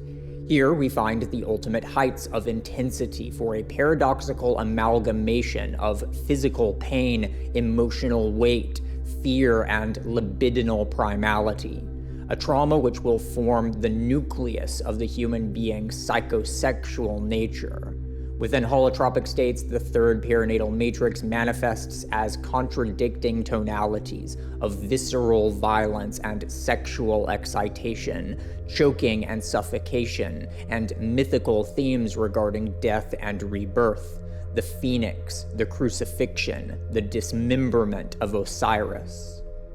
Finally, there's the fourth perinatal matrix, the expulsion from the womb. Here, the infant finds itself in a world which is no longer self or mother. This is a scene characterized by the Neptunian themes of bodily fluids and the embrace of the mother. Uranus is found within the releasement of the immense tension of the birthing process and within the infant's first inhalation of breath. Saturn is found within the stabilization of decreasing heart and breath rates, as the extreme intensity of the birthing process attempts to return to a state of physiological and psychological normalcy. But most significantly, it is within this stage that the Plutonic principle most clearly presences itself. Following the first inhalations, the infant's vascular system will begin to drastically and rapidly reorganize itself. Within the uterine state, the infant's circulatory system is essentially continuous with that of the mother, but following the infant's first inhalations, the detachment of the umbilical cord and the closure of the foramen ovale, the infant's circulatory system becomes a self-enclosed system. Therein, the separation of infantile and maternal bodies is completed, and the boundaries of the infant's own physiological circulations come to be defined. It is within this separation that we find the fullest articulation of the Plutonic. Just as we find an antinomy between Saturn and Uranus, we find a parallel relationship between Neptune and Pluto. Neptune is the principle of oneness, and the Plutonic principle is its polar counterpart, the principle of separation. Such separation from oneness is what comes to define the boundaries of individual self-identity, and this separation therefore gives rise to the sense of division between internal selfhood and external otherness. With the formation of such self-identity also comes the primal anxieties which stem from it. The will to maintain one's self-identity emerges as primal fear and anxiety, and the will to release the anxiety of separate selfhood manifests as the libidinal impulse.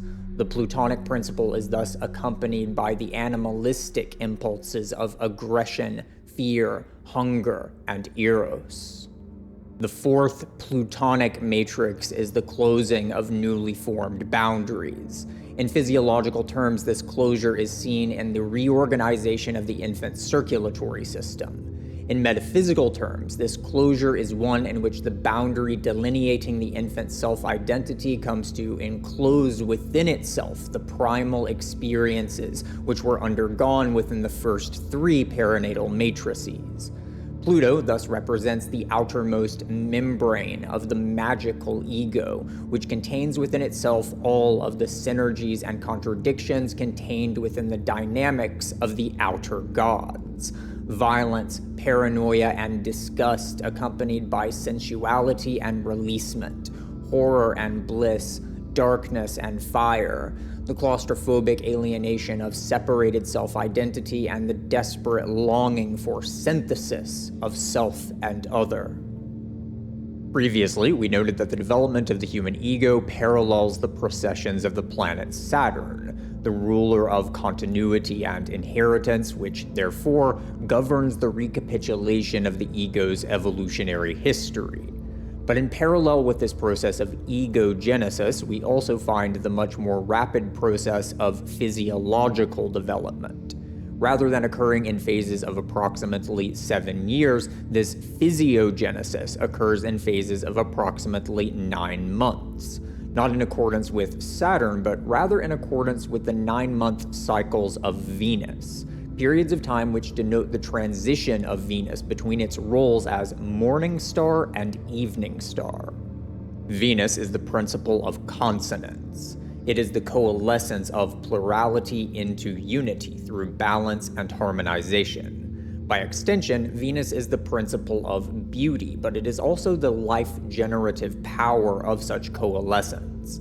Within the 9-month phases of morning star and evening star, Venus enacts the motif of death and rebirth, which we also find within the gestation and birthing processes of human life. One of the clearest articulations of this is found within the Sumerian myth of Inanna's descent into the underworld, a narrative which encapsulates the phases of the planet Venus and the eternal cyclicity of death and rebirth, as well as the catabolic and anabolic phases of psychological development. These 9-month periods are punctuated by phases of invisibility, which last for about 50 days, during which time Venus is obscured within the sun's aura. As such, the phases of human physiogenesis generally encompass periods of between 9 and 11 months, depending upon whether or not we are accounting for these intermediary periods. Here we can begin to analyze these phases as yet another fractal reiteration of the 4 developmental phases which we have seen thus far in our analysis of the ever-present origin, and in the individuation of individual human beings. Prior to conception, the infant simply doesn't have a body at all. Its body remains a pure potentiality, which has yet to differentiate itself from the homogeneous ocean of possibility which permeates reality as a whole. We can thus correlate this phase with the archaic structure and the somatic phase of elemental Earth. Following conception, the infant's body begins to be generated, but there is not yet any clear sense of self-delineation. Vital metabolic circulations interweave the infant's body with that of the mother. Here we find the equivalent of the magical structure, the vital phase of elemental water.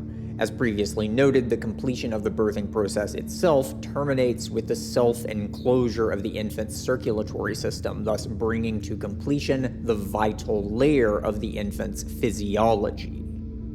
Just to clarify, what I'm implying here is that within the uterine state, the infant's body is undergoing the second phase of development, while the infant's ego is undergoing phase 1. The 2 developmental processions overlap and parallel one another. From 9 to 11 months following birth, the infant begins to develop its motor skills and perceptual faculties. The infant begins to explore its environments, and the boundaries of trust and attachment come to solidify. Within this phase, we thus find that the infant's behavioral, sentient autonomy comes to form as its nervous system comes to fruition, the physiological parallel of the mythical, sentient structure. From approximately 10 to 19 months, children begin to walk upright with confidence, symbolizing the ingression of distinctly human faculties. The child begins to engage in imitative play and begins to express rudimentary problem-solving capabilities. Most significantly, this phase also results in major milestones of language acquisition. Children typically say their first words at around 10 months old, and by 19 months, children may know well over 200 words, which they have begun to combine into rudimentary sentence structures such as requests or proclamations. It is within this phase that we find the parallel of the discursive structure, the phase of elemental fire within which the discursive organ system of our neurophysiology becomes fully functional. At around 18 to 20 months old, the discursive faculty of the child's body comes to fully differentiate itself as a cognitive organ, and upon this completion, the linguistic explosion begins, with the child acquiring as many as 10 new words a day on average.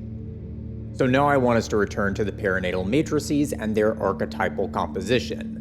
By looking at the birth trauma within the context of the elemental phases of development, we can infer that the perinatal matrices show us the crossing of the threshold between phases 2 and 3 for the infant's physiogenesis.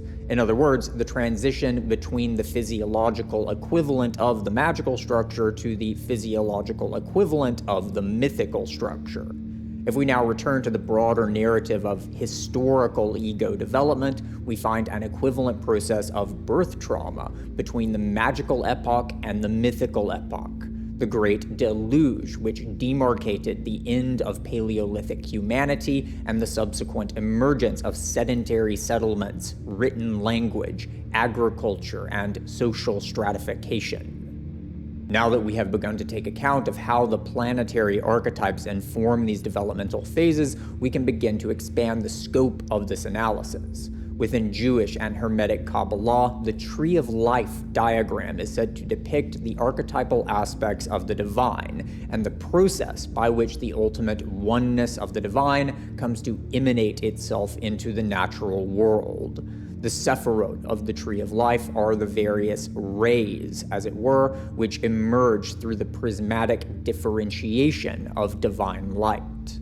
The process of emanation is said to follow a descending pattern known as the lightning flash.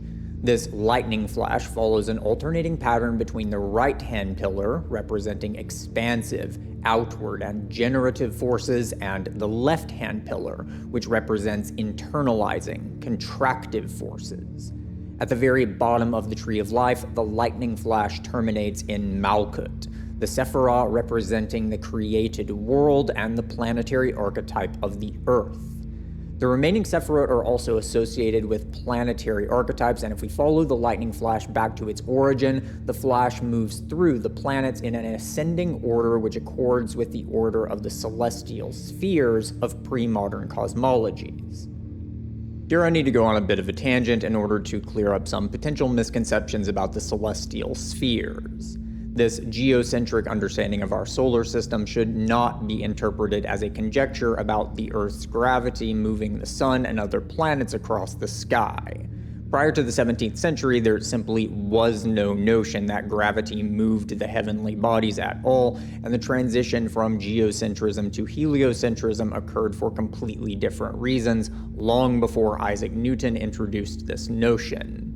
The celestial spheres are absolutely not a scientific model which purports to depict mechanical interactions between physical bodies. To say that the heliocentric model is an improvement is to presume incorrectly that pre-modern thinkers were attempting to understand the world in the same manner as physicalistic science, but simply didn't have enough information yet to do so effectively. This is absolutely not the case. Rather, what the celestial spheres depict is a cosmology which consists of a nested hierarchy of formative, archetypal principles which converge so as to generate the terrestrial world. Understood in such a way, the Earth is indeed the center of our solar system in the sense that the Earth is the stage upon which these archetypal principles come to converge within the cosmic drama of biological life, human consciousness, and the history of civilization. So now we can begin to bring this cosmology of celestial spheres into dialogue with the insights regarding the outer planets provided by Stanislav Grof and Richard Tarnas, or at least my modified renditions of those insights. Traditionally, the planet Saturn has been attributed to the top left sephira known as Binah. If we continue to follow the attributions of the Sephirot to the sequence of the celestial spheres, we can attribute Uranus to Chokmah and Neptune to Keter. Lastly, we can identify Pluto, the archetype of separation, with Da'at, which here delineates the boundary between the world of the living and the world of the unborn, while also delineating the outer bounds of our physical solar system.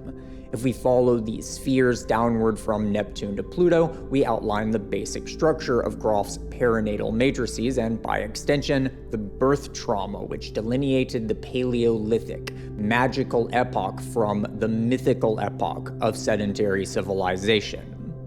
Continuing downward from Pluto, we find the basic structure of mythical awareness. Here, the sun and moon represent the polarity of stellar and lunar souls, which we discussed in the previous video.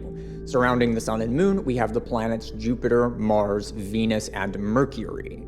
This diagram is a depiction of the human psyche, which was developed by the Jungian analyst Robert L. Moore. Moore conceptualized the development of the human ego in terms of the dynamic interplay of four basic archetypes: the ruler, the warrior, the lover, and the magician. These four archetypes can be understood as the four sides of a pyramid, with the apex of this pyramid representing the higher self. As the ego attempts to blend and balance the four basic archetypes, it moves upward in a continual, asymptotic approach of the self-ideal. Moore then further elaborated this model by adding a second apex, representing the anima or animus, and thus forming an octahedron. Here we can identify the higher self with what we previously termed the stellar soul, or what Gebser termed the death soul. The anima, or animus, conversely, can then be identified with the lunar soul, or what Gebser terms the life soul. Moore's four peripheral archetypes, the ruler, warrior, lover, and magician, can then be identified as Jupiter, Mars, Venus, and Mercury, respectively. Together, these six archetypes form an octahedral structure which depicts the basic dynamics of the mythical ego. The mythical ego is ascending towards the stellar soul, and thus attempting to realize its own self-ideal. Simultaneously, it is also descending towards the lunar soul as it attempts to integrate its manifested selfhood with otherness by relating to its own internal image of archetypal otherness, the anima or animus. Finally, we arrive at the discursive structure of consciousness, the Sephirah Malkut, and the planetary archetype of Earth. The Earth is the archetype of coalescence. It can be understood as a sort of prismatic lens which the other archetypes radiate out of, or which they converge into. Here, the Earth represents the power of discursive thought. It is the power of symbols to mediate between the sensorial and conceptual realms in the same manner that the Earth mediates between overworld and underworld. Perhaps even more importantly, we can also see within the glyph of the Earth an indication of crucifixion. We can interpret this quite literally as an indication of Christ's crucifixion and the subsequent advent of Christianity, which occurred at the apex of the discursive age. But we must also begin to understand the deeper, metaphysical denotations here. Within Christic symbology, crucifixion is the completion of the process of incarnation. As previously indicated, the completion of discursive awareness represents the incorporation of all four bodily principles into the human ego. The discursive ego is therefore a fully incarnated ego. It has been fully terrestrialized, in other words. Furthermore, the crucifixion also represents the initiation of yet another process of death and rebirth. As we will see, this death and rebirth will be one in which the ego will be forced into confrontation with the unfathomable abyss of its own internality. Later on, we will be further elaborating this planetary and Kabbalistic model of consciousness in several ways, and further expand on the significance and implications of the Christ event within this narrative. However, I first want us to retrace our steps yet again by using the model we have developed thus far to examine the spiritual practices of the magical and mythical ego structures, and the ways in which the world conception of the ego has evolved throughout these different phases. The story I have sketched out thus far is a number of things, but most centrally, it is a narrative about the birth and gradual self-realization of human subjectivity. Subjectivity is more than simply awareness or consciousness in the more general sense of experientiality as such. Rather, subjectivity is a form of awareness which is characterized by a very specific and highly nuanced archetypal structure. One of the most central features of subjectivity is the dialectical antinomy of selfhood and otherness. For the magical ego, there is a distinction between self and other, but this is a sense of selfhood which is very much fluidic and collectivistic in essence. The ego of a toddler is not yet clearly delineated from the identity of the family itself, and the boundaries of internal and external are particularly permeable between the child and the mother. Likewise, the magical epoch was one in which there was not yet a distinctly human world which cleanly differentiated human beings from nature itself. Much like the magical, vital phase of an infant's physiological development, the magical epoch of the human ego was one in which our collective sense of selfhood remained very much intertwined with the Great Mother Goddess. If we now take into consideration the theoretical background we have established throughout this video, we can understand the features of the magical epoch as being due to the elemental essence of this phase of development. While archaic consciousness is fundamentally somatic, characterized by elemental earth, the magical structure is fundamentally vital, characterized by elemental water. In other words, the magical ego is a form of conceptual self-experience within which the self-concept is essentially vital or biophysiological. What this then implies is that within magical egoity, the human ego has yet to incorporate into itself the subsequent layers of our compositional makeup. The sentient and dianoetic strata associated with elemental air and elemental fire remain outside of the boundaries which demarcate interior from exterior.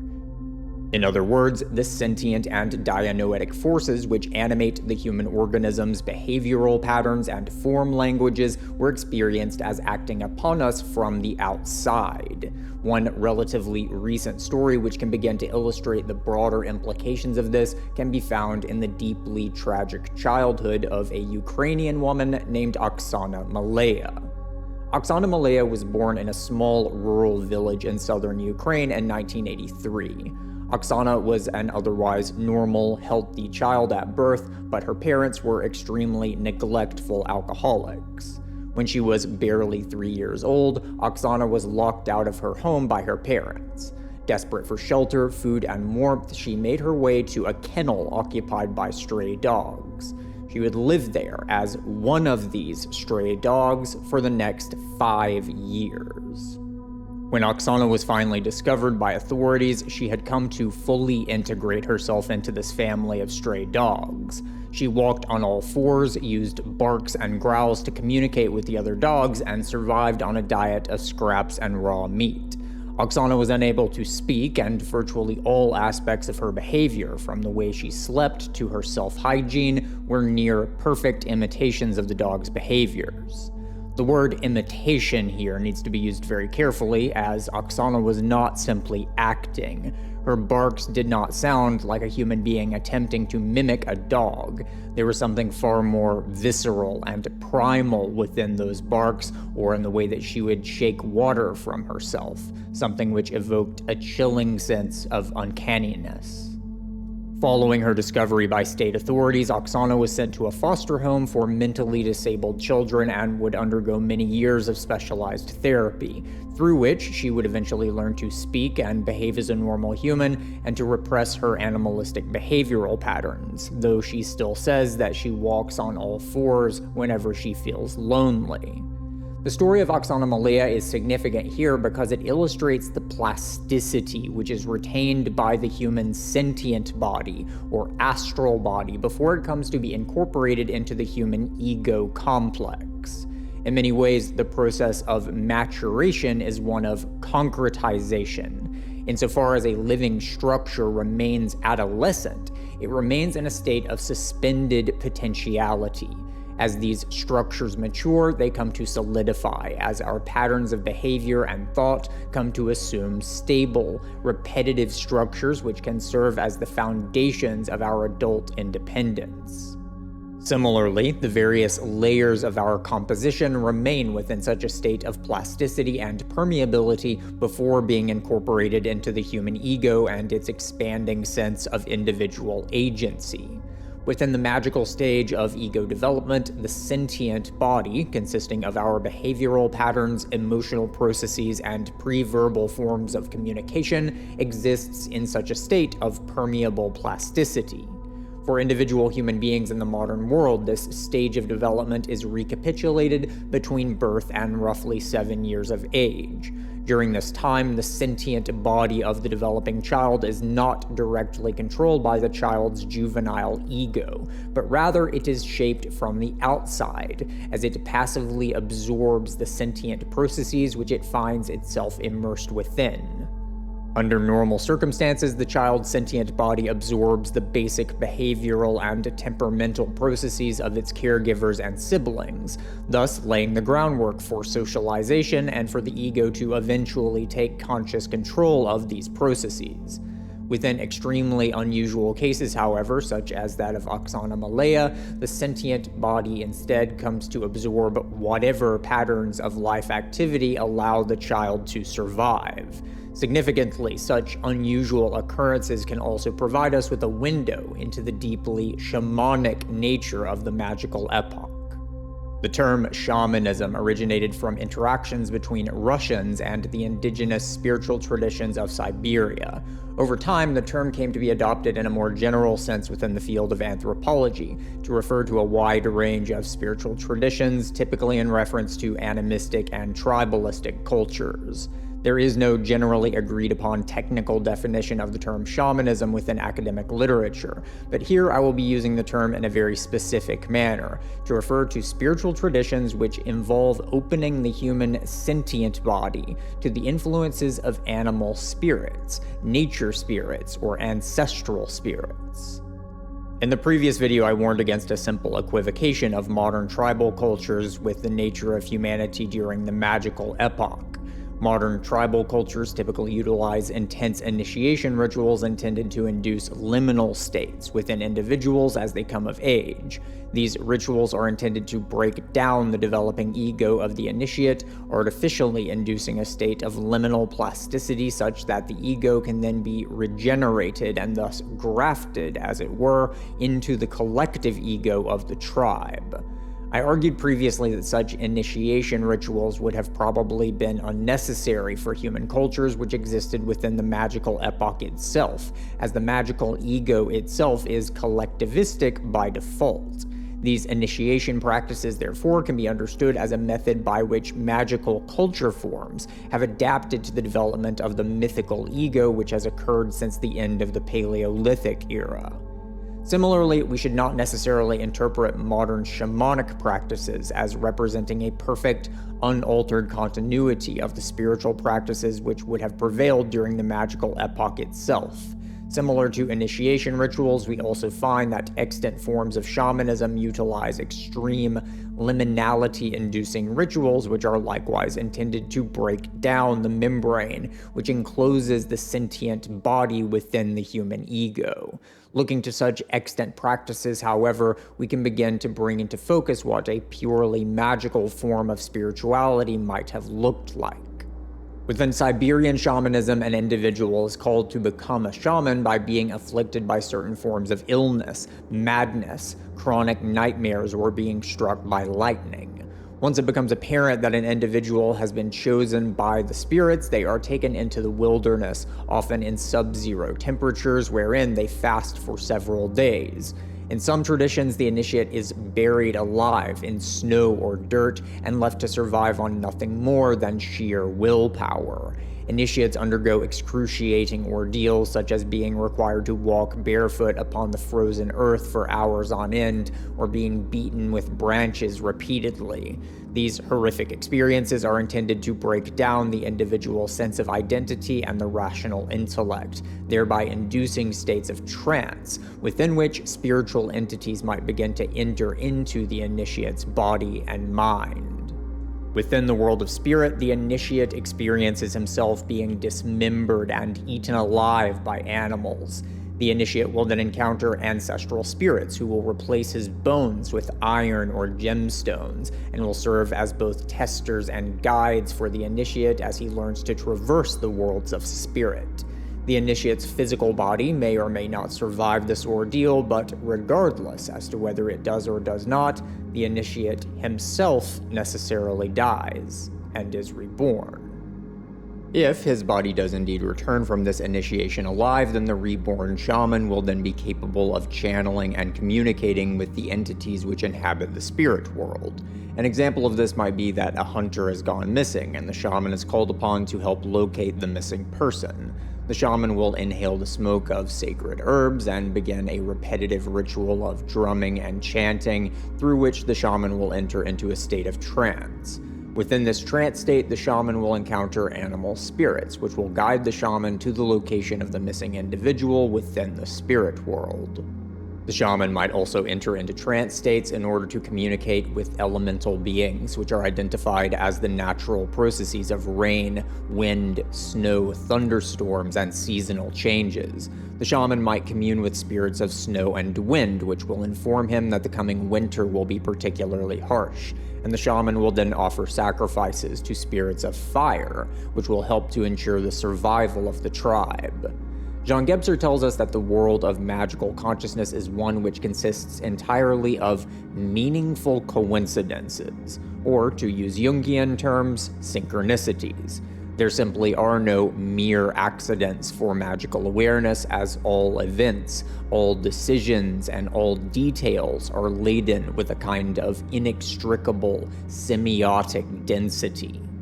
Most of us are most familiar with a perspectival understanding of the world.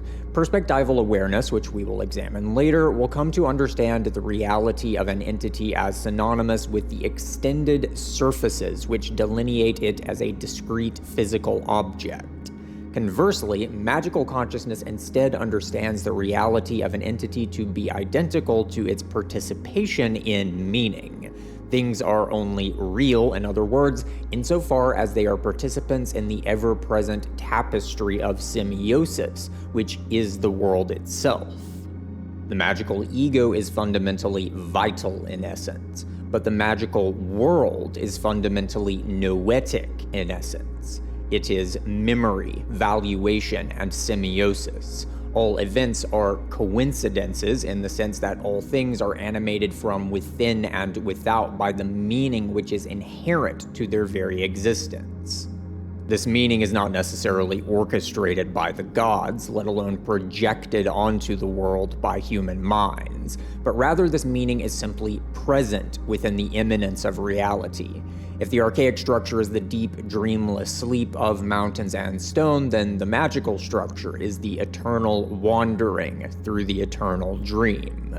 Despite how far removed we might feel ourselves to be from this mode of experience, it is indisputably the case that within our depths, a part of us is still wandering within that very dream. For the magical understanding of the world, it is meaning which interweaves reality into a coherent tapestry, and this meaning needn't be created, commanded, or justified by gods of a world beyond us. The violet haze of dusk speaks of dreams and distant memories, but this event is not the enactment of a transcendental will. The violet haze of dusk simply is the utterance of this meaning, and to perceive that violet haze and to understand that utterance are one and the same. Magical awareness is fundamentally pictorial in essence. The spirits of animals are not understood to be archetypal representations of abstract concepts such as war, love, beauty, or justice. The spirit of the wolf simply is the wolf, something which is directly perceptible in specific beings. The spirit of rain simply is the rain, something which human beings directly encounter with their immediate sensory faculties. Following the end of the Paleolithic Age and the birth of Neolithic animal husbandry and agriculture, however, this pictorial mode of consciousness would begin to give way to more abstract ways of experiencing and understanding the world. Here again, I want us to look to the Sumerian Enuma Elish, as this mythos provides us with one of the earliest recorded instances of mythical thinking. Within this mythos, we find Abzu and Tiamat to be representatives of cosmic principles which are perceived as sentient agencies, actors who represent the turnings of the various wheels of archetypal potency which together form the cosmic mandala of the mythical universe.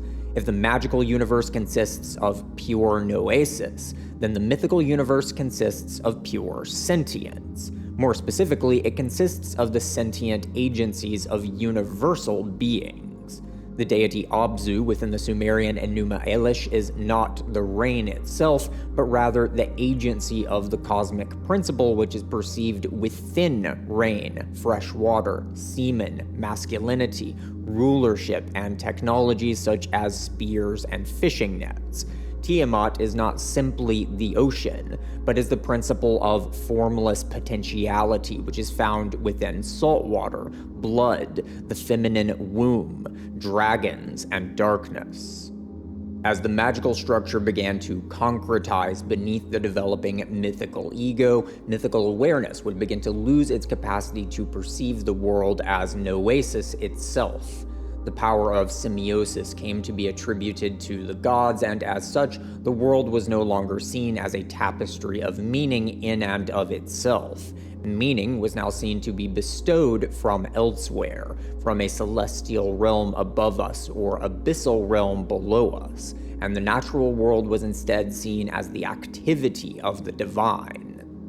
This is not to say that the mythical ego is unable to perceive meaning, but this meaning is now seen to be derivative from a supernatural domain, whereas magical awareness might perceive the flooding of a river to be an action of the river itself as an animate, thinking being. Mythical awareness would instead see this as the activity of a god of fresh water.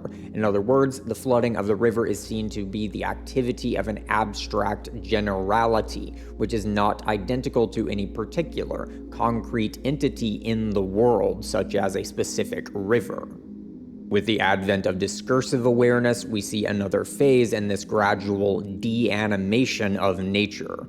While mythical thought is characterized by polarity, discursive thought is characterized by duality, the mutual negation of contradiction which we find in Pythagorean deductions, Socratic dialogue, Euclidean geometry, and even the paradoxes of Zen koans, which are intended to break down the discursive ego through toying with its own inability to contend with contradiction.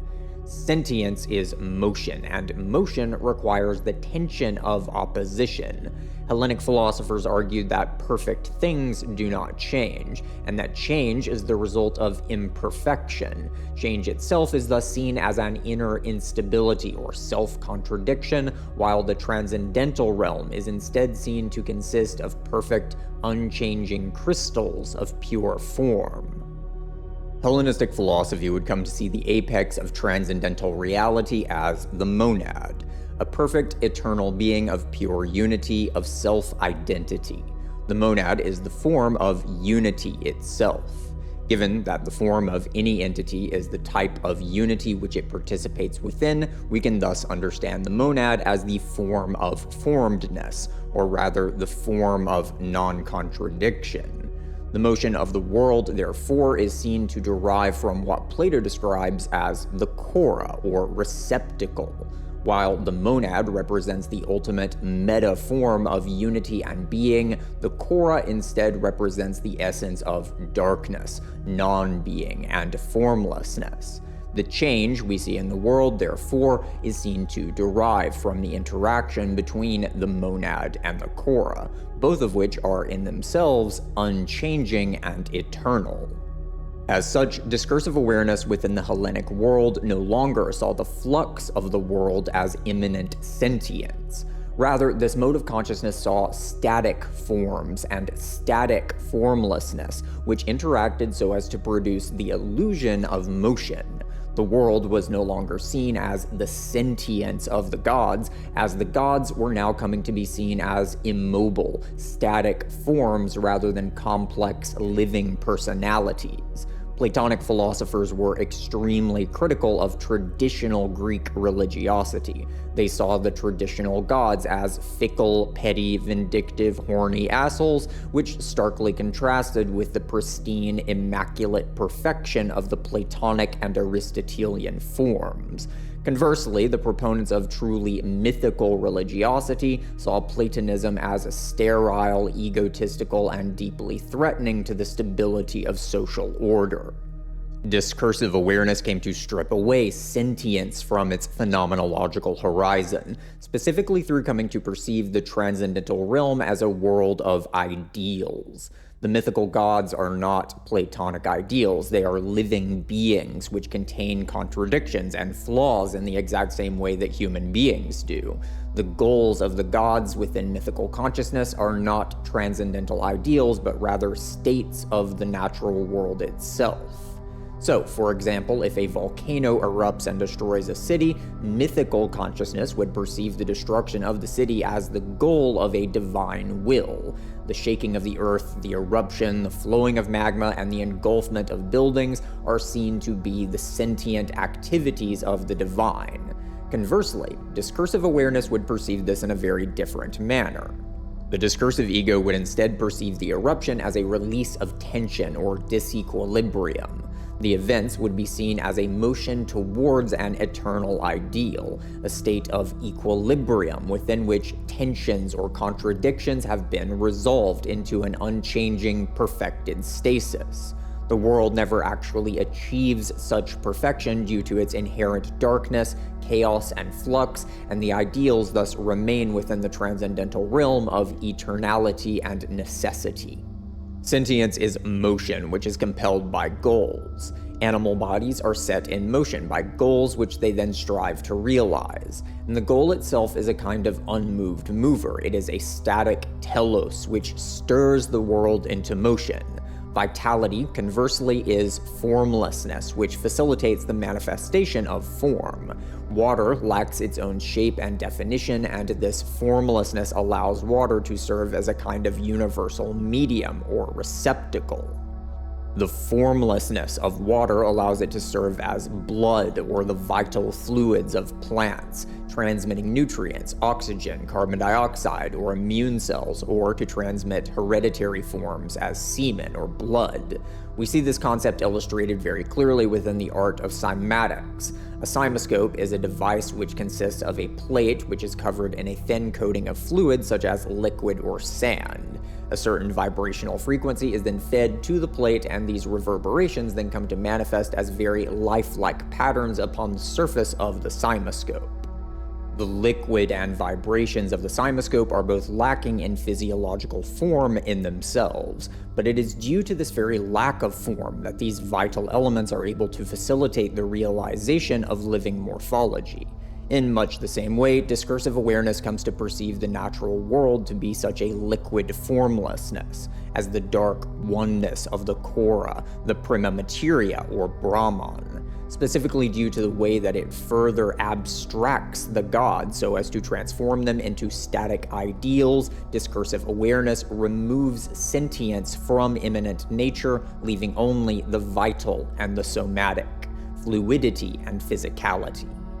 We can now see that throughout the course of human ego evolution, the gulf between transcendence and immanence has continually widened, as successive layers of the world's ontological composition are stripped away from the immanent domain and instead attributed to a divine, transcendental domain. Each step of this process has resulted from increases in the human capacity for abstraction. While magical, animistic awareness sees thought within all of the particular entities which make up the world, mythical consciousness comes to attribute such thought to transcendental, universal deities. Discursive awareness then abstracts the particular events of the world into conceptual ideals of stability, balance, unity, or oneness. The world is no longer seen to consist of the telons of divine agency, as these telons are now seen to actually be the gods themselves. As we will see in the next episode of this series, the perspectival ego will come to complete this process, as even vitality itself is stripped away from nature, leaving only the somatic realm of physical extended surfaces. What we can see here is therefore a dual process consisting of an anabolic ascension, which is mirrored by a catabolic descension. As the self-conception of the human ego has ascended through the elemental strata, the human world conception has undergone a correlative descent. Now I want us to begin looking at these transformations through a more psychodynamic lens. As noted previously, the process of maturation is in many ways a process of concretization. The plasticity of youth is a receptivity which allows for the incorporation of new skills, behavioral patterns, and knowledge. As an organism ages, however, habits come to form and solidify, thus forming the stable foundation which is needed for the independence of the organism. We see a very clear example of this in the process of becoming a parent. An adolescent or young adult is able to maintain their own youthful plasticity in many ways. If you are only responsible for your own self, then you can afford to be spontaneous and reckless. You can afford to be undecided about what values actually matter. You can afford to experiment with your own identity and career path. Once a person becomes a parent, however, these luxuries become much more costly.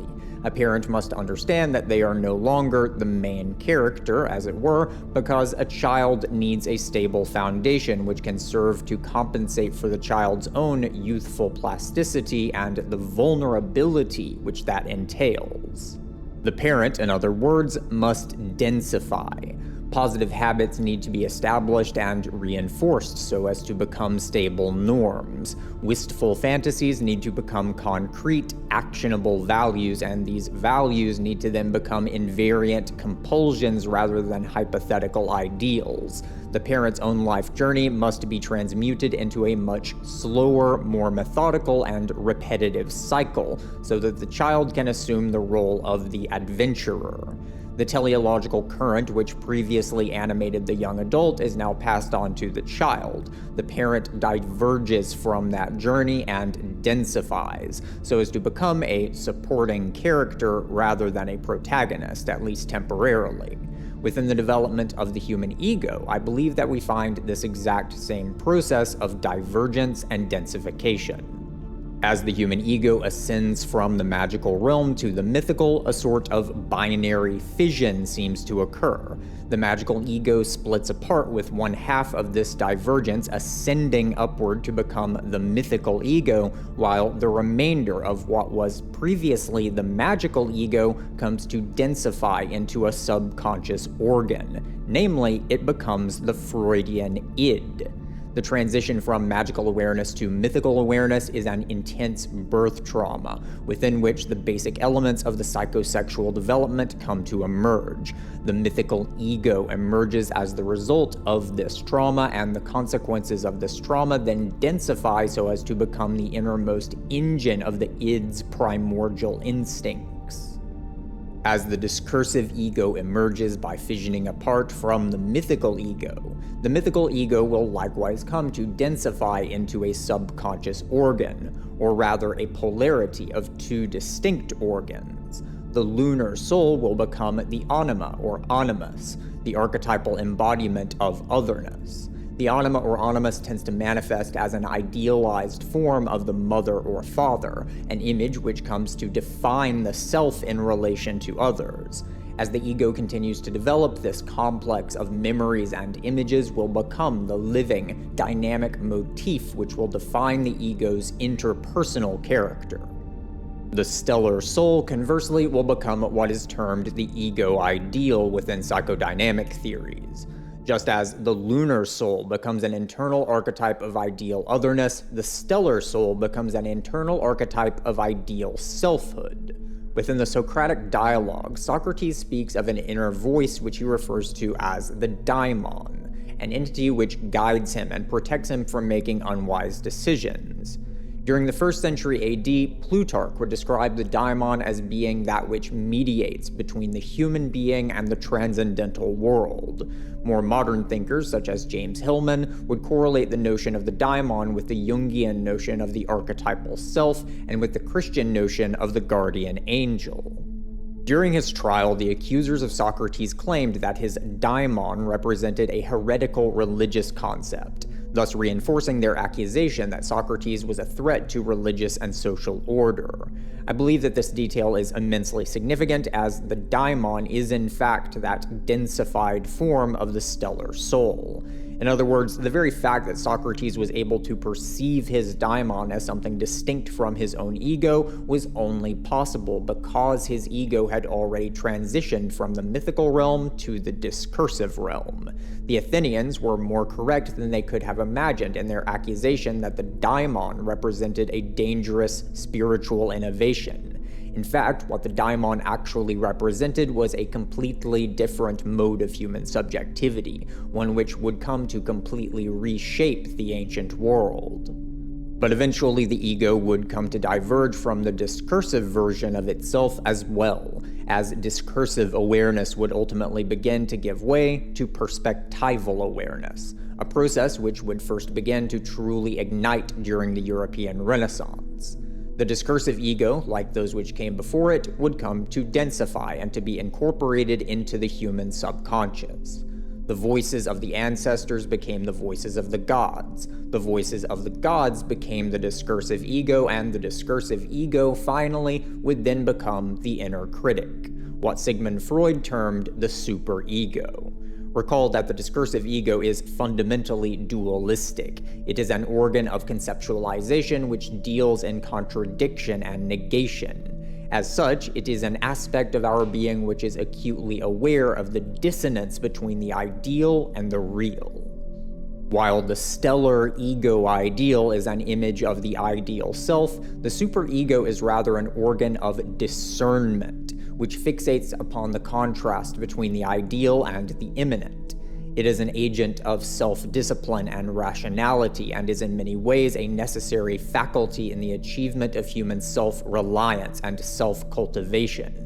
Nonetheless, it also contains within itself an immense potential for ruthless self-criticism, which can be just as dangerous as the primality and paranoia which characterize the magical id.